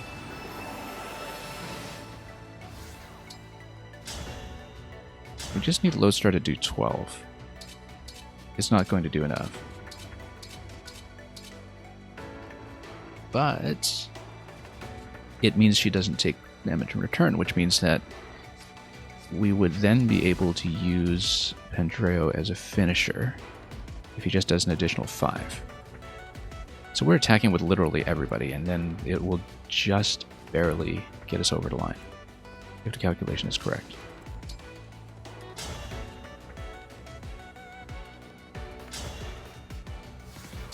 So let's do it. I think it will work.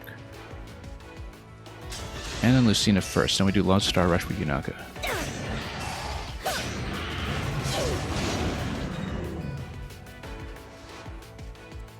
And then we need to play the second half of this with everybody else who activates. Unless, of course, this just immediately goes down and shortcuts the entire second half of the map. Which I doubt it will be that convenient. Because we still haven't seen half of the concept. So let's make sure. Is this even a good position for her? Yeah, we'll do it. Lodestar Rush, we'll do it with maybe Falcon. Well, with whatever weapon gives her the best speed, actually. And best dodge, so we'll have to do it with Rapier.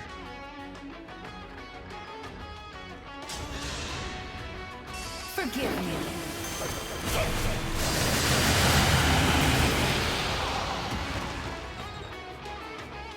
That was just the weakest possible Lodestar Rush. It still does something. But it's precisely what I need, so no complaints. We then get Pendreo in here to just tap him for 5 damage. In fact, even the chain attacks will do enough to get me over the line without taking damage in return.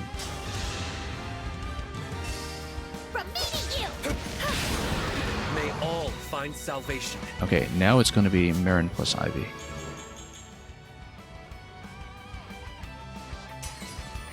Marin does 28, Ivy does 72. It should add up exactly. I mean, exactly.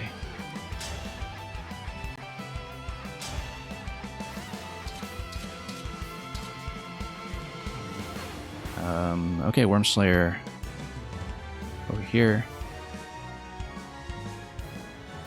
In fact, it might even have a small chance of the backup attack as well, given that we're in position for it now. Let's see it. 100% chance of the 28, though. That's the important part here.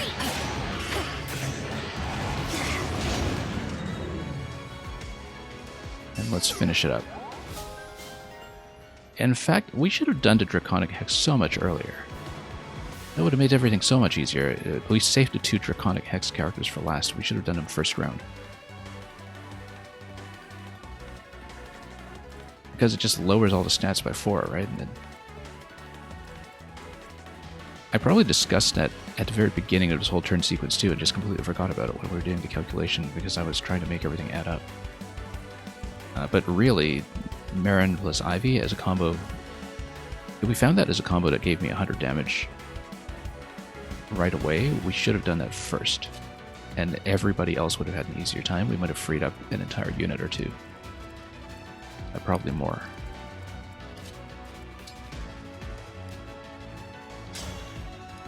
But we took too long to actually find Dragon Fist as a possibility, and that's the main problem we ran into. But this should get the kill, and then we'll see if it's actually going to be map ending or if it will reload the shield for the second round. Let's find out. And we'll watch this in full speed, just to enjoy it.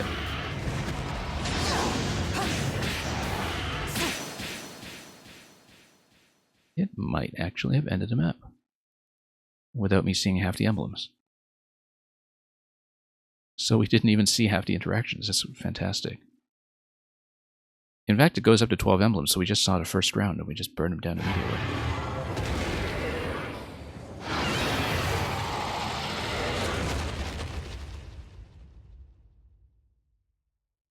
Well, that worked out. Then I will be denied My reunion.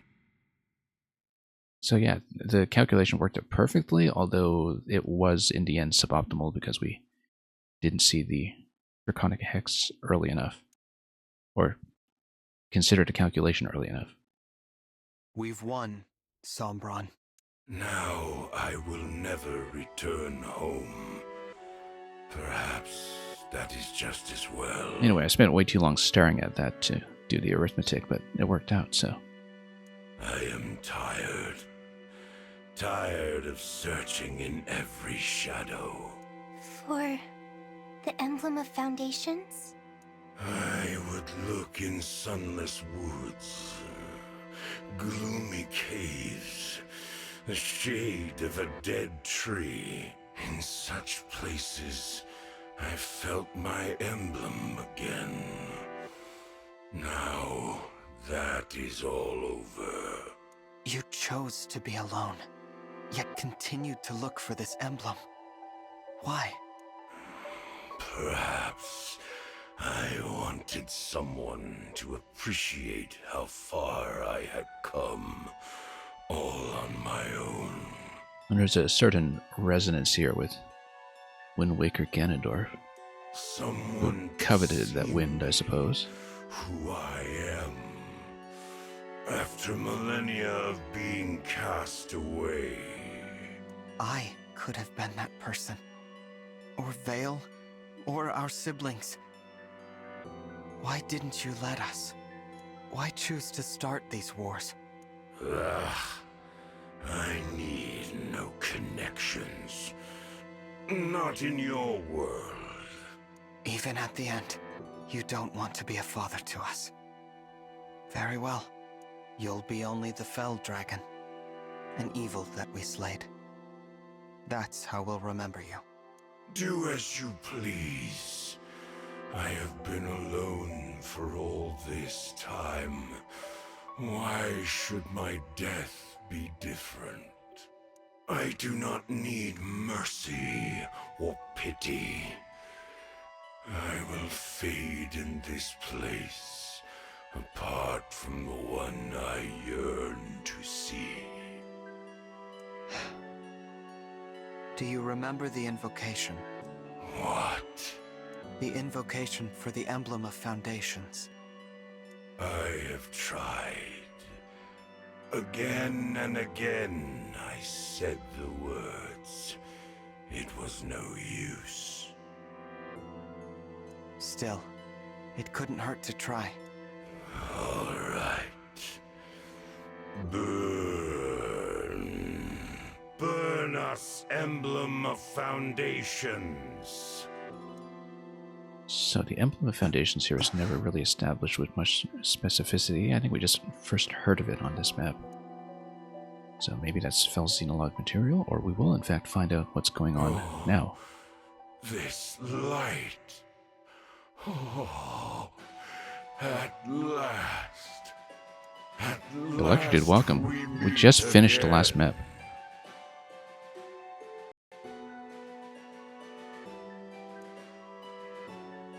Papa?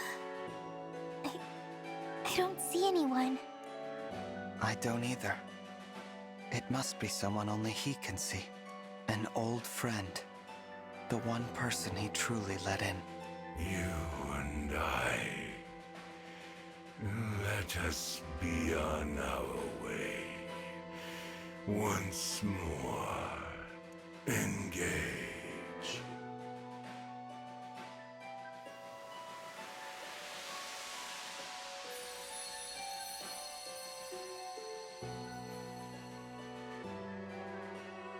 Papa. Forgot to tell me, but you had the wildest dream yesterday? Yeah, do tell me now. This is a good time to talk. We're about to get into end credits anyway, so I think. I actually shortcut a significant part of the final and the map. ring for the Emblem of Foundations. That's gone with him. Our fight is over. Let's go home. It's time to shut this portal. Anyway, I don't want to talk too much over the Once and final cutscene, but once the credits roll, then we'll have more of a chat. But do go ahead and tell me, if you please.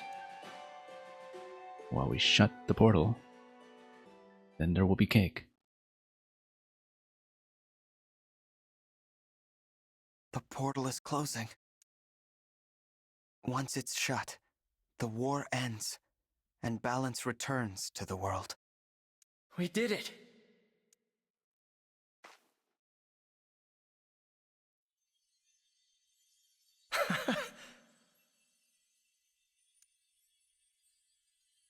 Oh, it's really time to say goodbye.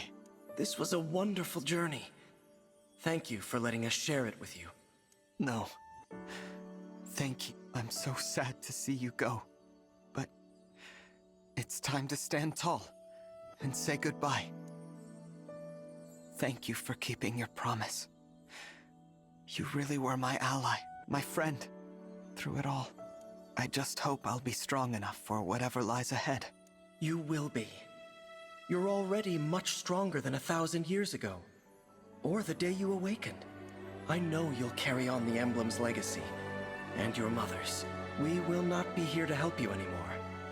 Now, it's your turn to help others. I will.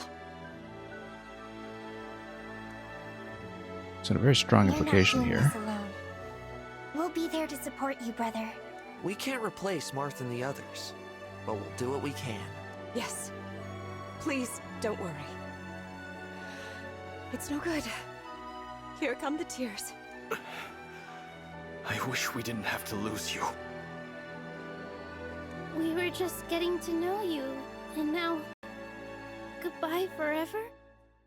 So yeah, as I was saying, the very strong implication here in this cutscene is, of course, that as I suspected, any kind of post-game content, like incorporating the DLC or doing more maps, is going to return to base before the final battle.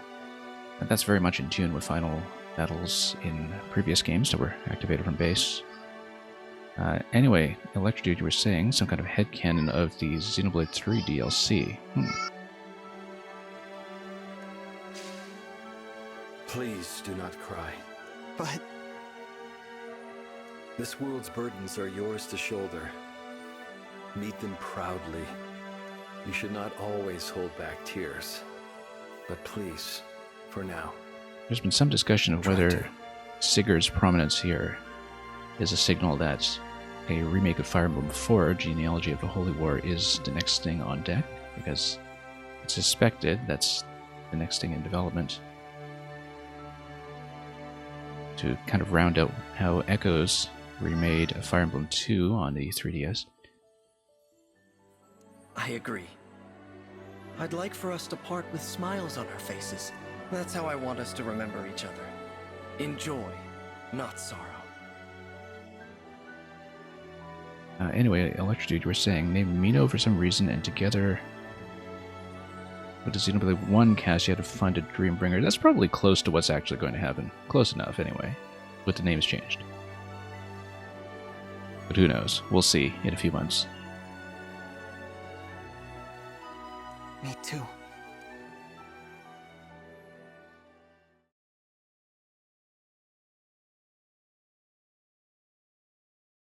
And so I've been saying since the very beginning, there's some very strong similarity between this game and Xenoblade 2. But we'll never bid farewell to what we learned together.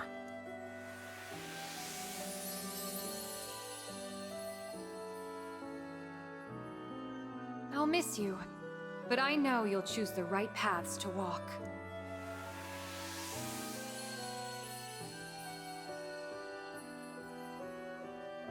We'll always be together in spirit, no matter the distance. Build a bright future.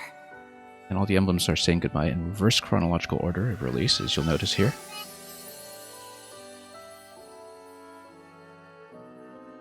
Don't worry. I can see that your lives will be filled with hope and happiness.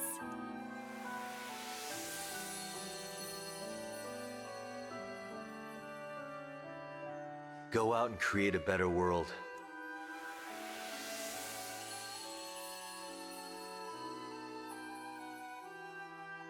I will be praying for you. Praying that your world is filled with kindness and laughter.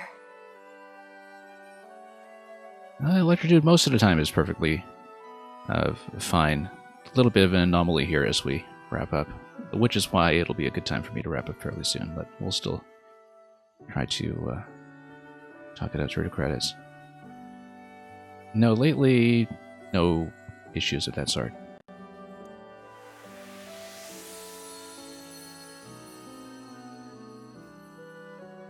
Happens fairly rarely now, Wherever actually. you go, may the blessings of Mother Earth and Father Sky follow.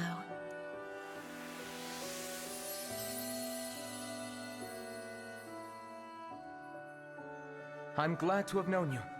I hope you make an Arcadia of this land.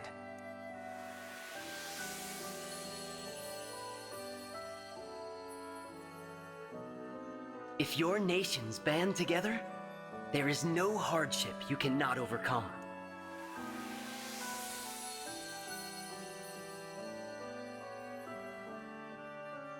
No love as well as grief.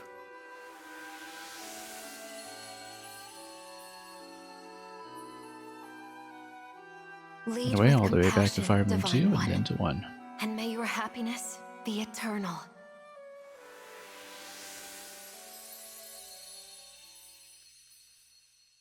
Oh, okay. I'm going to fade before Mart says goodbye, I suppose. Saving the Mart for last. This is the moment. So it is. Thank you. You are a member of our family. The emblem who connects us all. If ever we cross paths again. No. When we cross paths again. So there's a pretty obvious loose end here with the Emblem of Foundations that was mentioned and not seen as probably the content for the Fel Xenologue, but we'll know soon enough, I'm sure. I hope that you will remember us. The DLC for this game has been who existed releasing together for this time. Quite a lot more rapidly than is usual for a lot of the season passes, in that everything in the waves before the full-size expansion has already come out. I haven't obtained or played it yet, but we'll be squeezing that in at some point. The 13 emblems. Of course I'll remember you. Even when we're apart, we'll always be connected. Thank you for standing with me. Until the very end.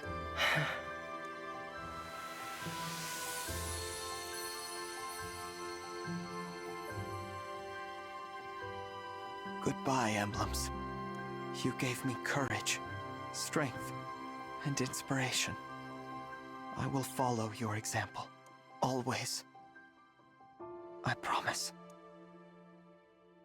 Let's go back home, everyone. Back to Helios.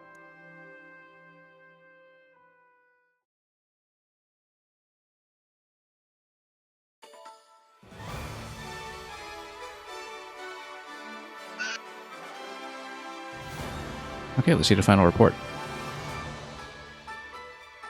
I've been screenshotting this all the while, of course, but always love to see the end credits roll. And all of the stats. We'll screenshot everything we can, even though I did have it all personally logged as well, as I usually do.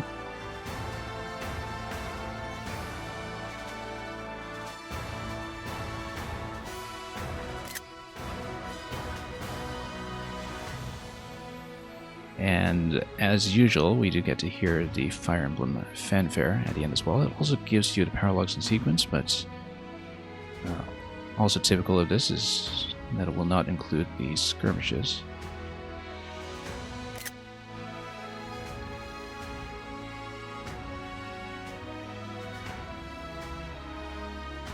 It does irritate me slightly as I'm screenshotting this, is that it is just barely out of the bounds of being able to capture all of the titles and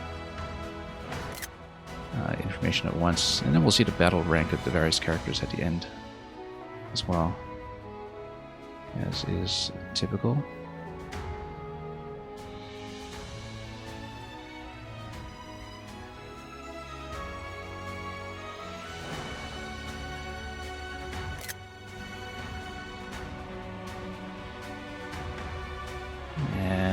Yeah, it also gives me the completion times, which I didn't realize.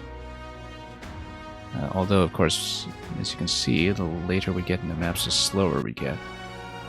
4 hour 10 on Lynn's Paralog, which I think was easily the hardest map. Partly because I challenged all the paralogs as soon as they came up and were available. And that one, you go into it with no emblems at your disposal. Except Lucina, I guess. I think we did have Lucina at the time.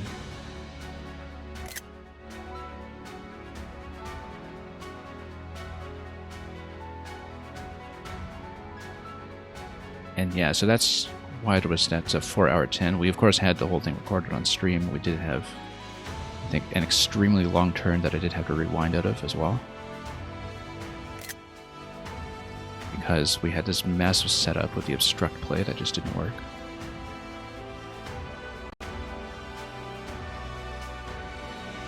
Azure Twin, that was almost 4 hours as well, and that was Erica and Ephraim's paralog, and I don't remember that being that particularly tricky. It just took a while to set everything up because you had the big push down the middle with all the corrupted worms you had to take out.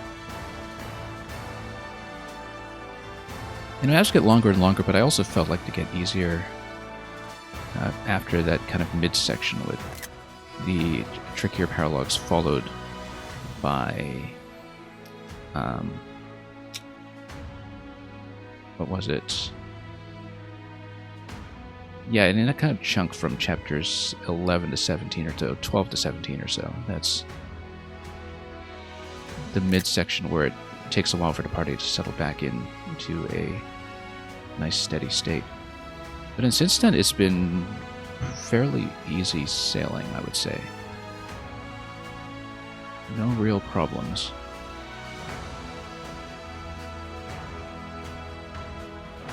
So yeah, this is my first view of a lot of the completion times, and of course we have the footage of it as well, but just in case, I like to get all the shots in and listen to the Fire Emblem March the way we always do at the end of the game. And then we'll see how the unit ranks and epilogue cards are going to be set up this time around, since we only really did have the one S support in the game, with most of the support conversations being dedicated to the Emblem characters instead.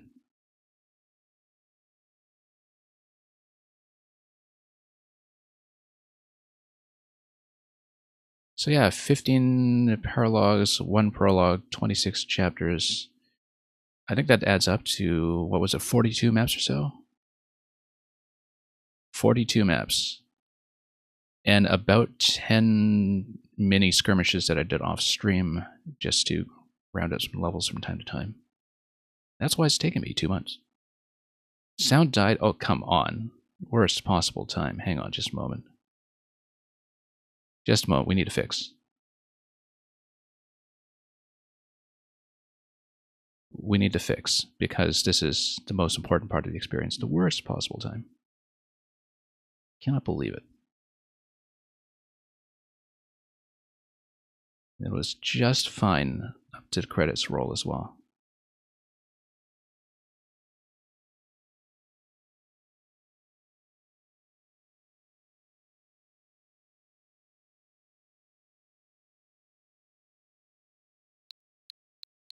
Okay, should be back. And then we need to get back in and watch the S support card. So just one moment.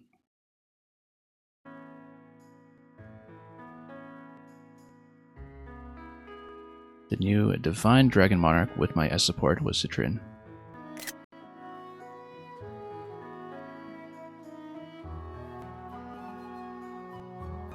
And Vander, I thought we did have one win with him. I guess he was used purely defensively in the first few maps. We barely used him. He was really just a tutorial map guy.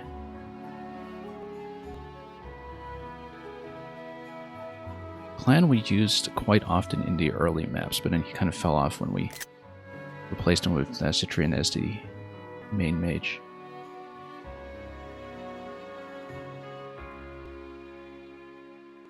Frem also got kind of displaced as the main healer once Pendreo came in, because Pendreo just had a speed stat and magic stat we couldn't ignore, and gradually he just kind of completely took over as our big staff user. Alfred we hardly used, hence his reign was brief, and he died an early death. Very unfortunate soul. Etier, my glass cannon in the early maps, also totally kind of fell off, but kept up with the weight training all the way to the end. And here's Boucheron.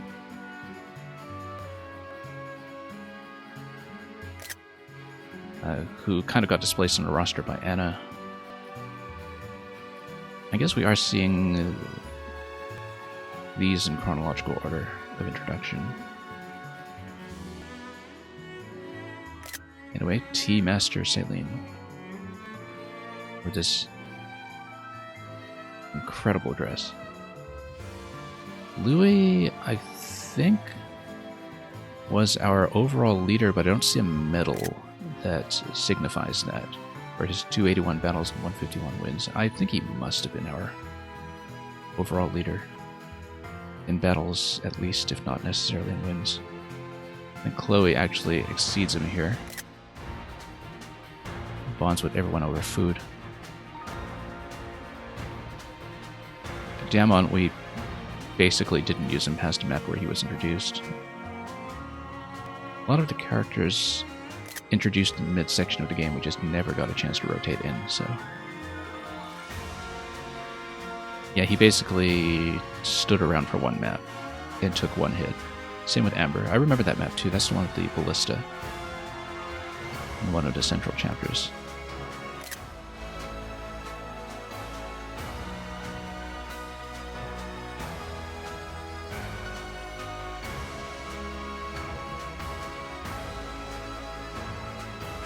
Can't use them all. I mean, sometimes you can spread the love around a bit. I was hoping to see more of Jade because I thought that she had a pretty interesting sequence of supports as someone writing a book about the adventures of those around her. Alcris really picked up as our main archer near the end. Brilliant yet humble strategist.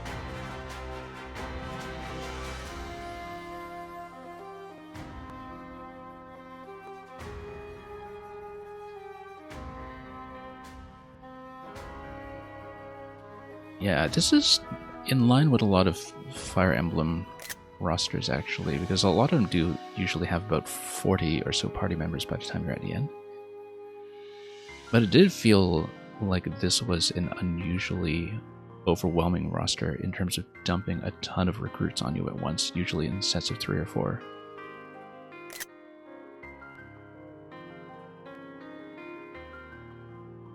Really loved the Ivy and Corrin combo. I think that worked out extremely well.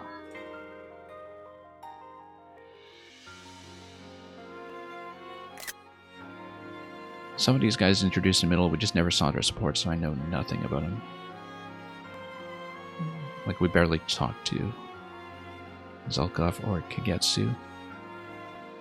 Although in the end, it turned out that Kagetsu was actually the only S-rank sword user on my entire roster, and so we dumped a bunch of swords on him that we never saw in action. I actually leveled up Hortensia to Sleipnir Rider, as you can see here, but we just never got a chance to use her for her staff range ability, which seemed rather powerful, but just not a good fit at the time. Rosado, along with Hortensio, one of the characters who is just obsessed with cuteness, rather insufferably so. Goldmary seemed reasonably interesting, but again, she came in way too late to really fit into the party. But it seemed like she was a fairly tanky character as well as a potential frontliner.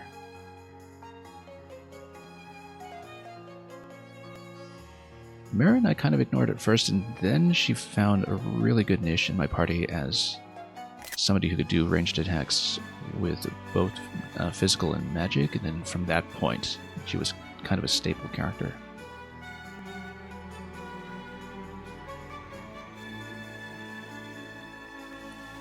I know nothing about Pinette's backstory with her missing parents. I think we just never heard about it.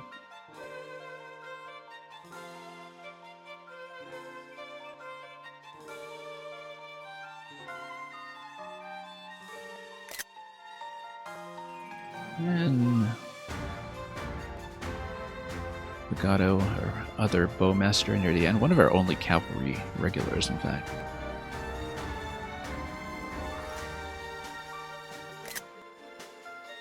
Party Priest Pendreo. That's who he is.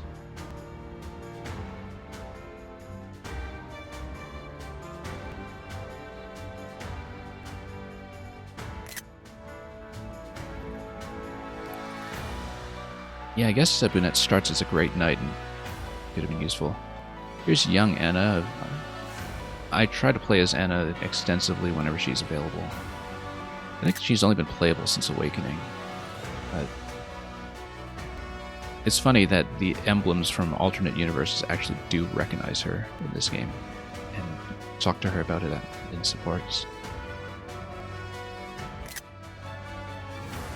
Surprisingly low battle count for Jean relative to somebody like Louis or Chloe.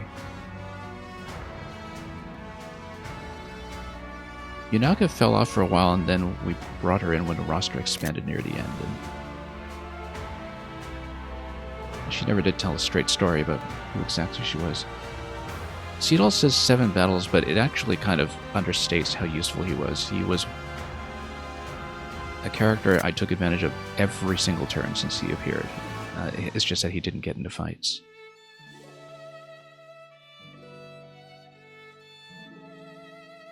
And then, yeah, Lyndon came in fairly late. We barely got to know him.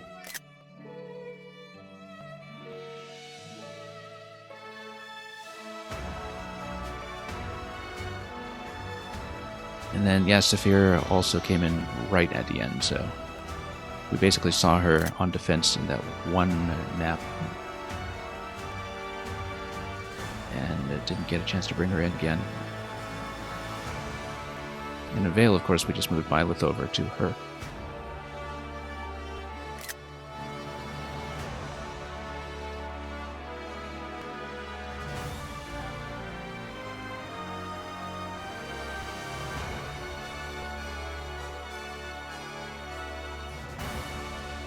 Mavir was a pretty interesting class.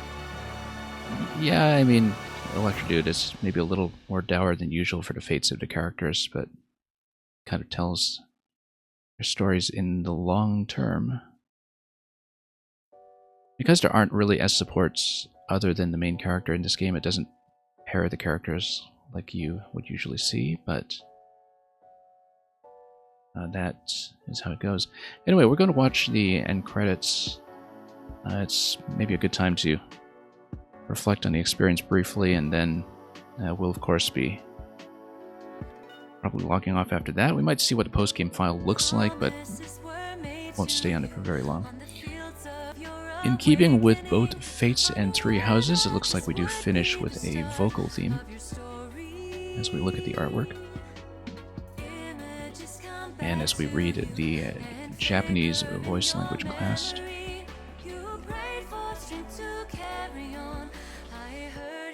And you can also see that it acknowledges the different localizations of some of the original names, like Kamui for in Japanese. This is scrolling by pretty quickly, but it's a fairly high-profile cast, I think. Lots of recognizable names that I think also reprise the casting of the roles from Fire Emblem Heroes and some of the other crossover projects. Like possibly the Warriors games.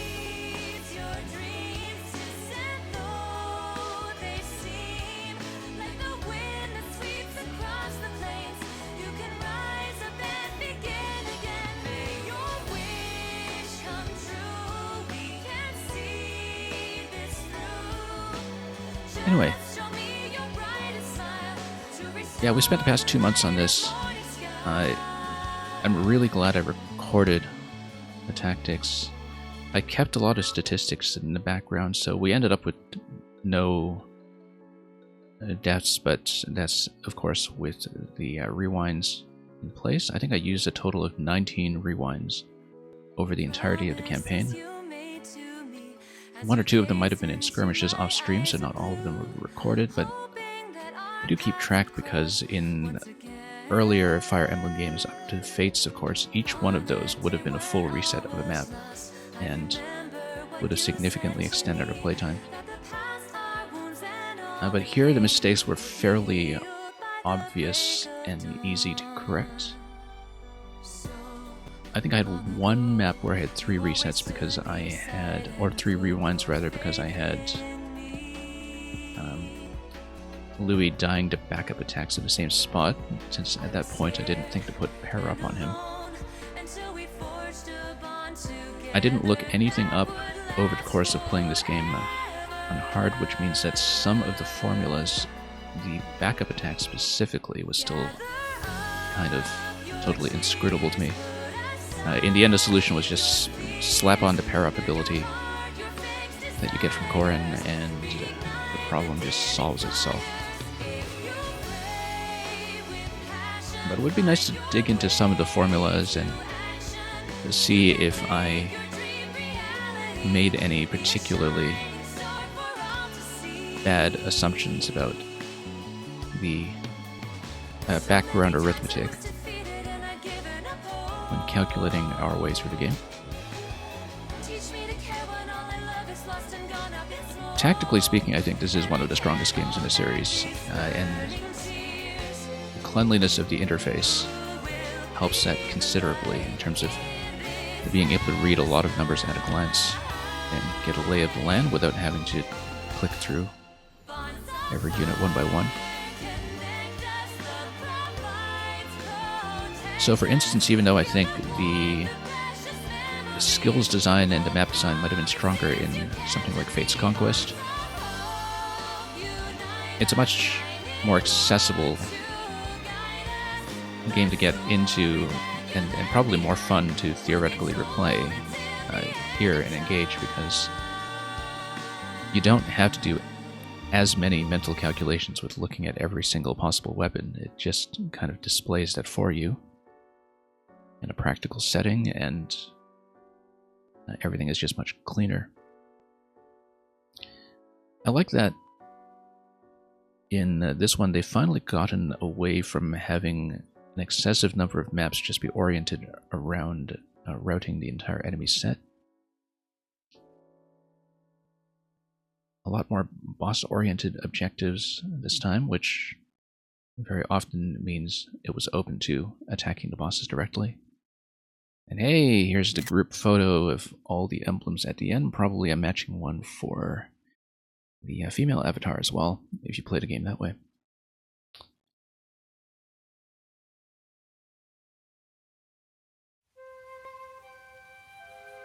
Are you sure the sound is dead? It seemed like it was back on. Let me know if it's crackling or if it's cutting out, because it was supposed to go silent at the end. It is supposed to be silent at the end. Today's the day of my coronation. Anyway, here's the post-credit sequence. I'll be crowned the Divine Dragon King. I had hoped that... Anyway, thanks for alerting me to that anyway. That's That's a for the occasion. Totally fair assumption. But I guess not.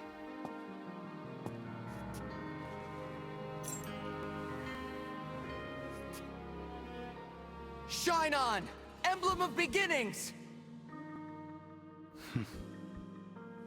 Worth a try.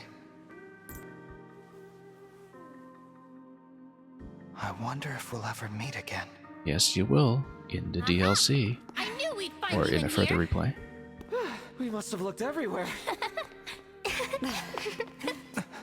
Everyone. The coronation is going to start any minute now. All right, time to get changed, unless you're wearing that. Yeah, I guess I should, huh? Huh? Well, hurry up! Come on! Oh, okay. I'm coming. And we'll end with a ring. So yeah, it's kind of strange because this is, as I was saying at the very beginning in the future, of this experience, our paths may cross the kind of once more. massive crossover Our game bonds can be reforged you would have time and again. expected them to make Whenever after you desire, you need Fire Emblem only Heroes. say the word.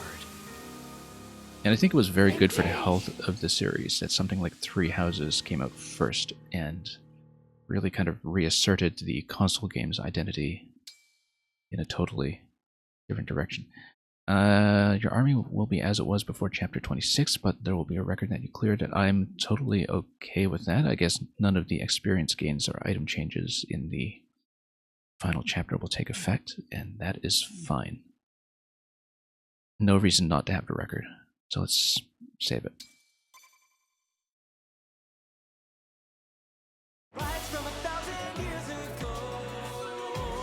So I think what we'll do is, before we log off, the last thing that we'll do is we'll just take a look at what the postgame file looks like when you load in.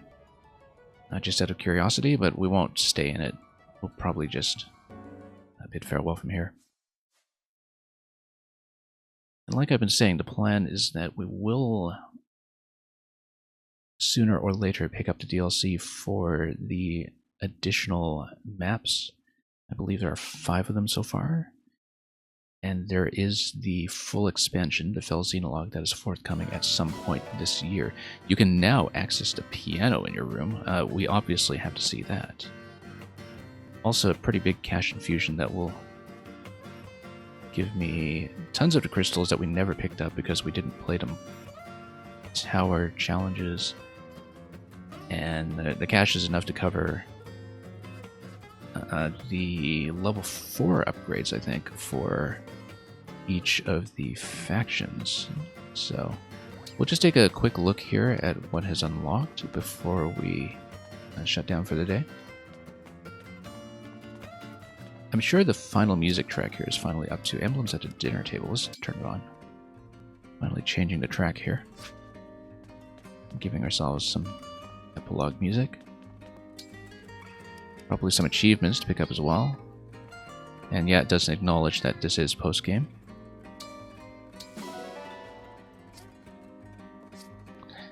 And yeah, let's take a look at the piano in the bedroom. And that sounds like it would be a nice place to end us on.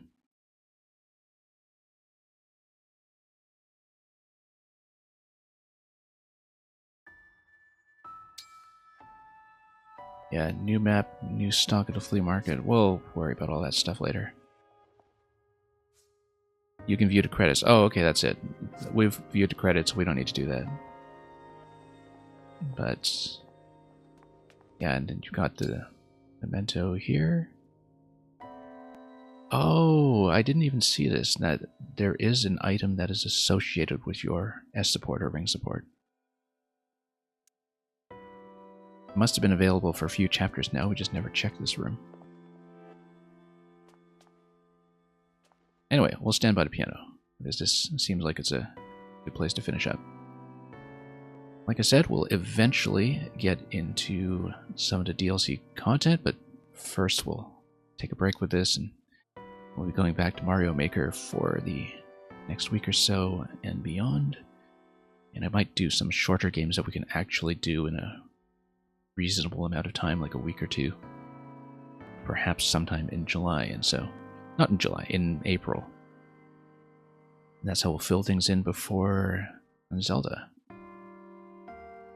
And so for now, after 2 very fruitful months of careful tactical positioning and crazy builds and all kinds of nonsense, we are done. So, with that said, I'm going to see if it's worthwhile to send my small remaining group anywhere, but whether we do or not, thanks so much for watching, thanks for following this experience, no matter how much or how little of it you've managed to catch.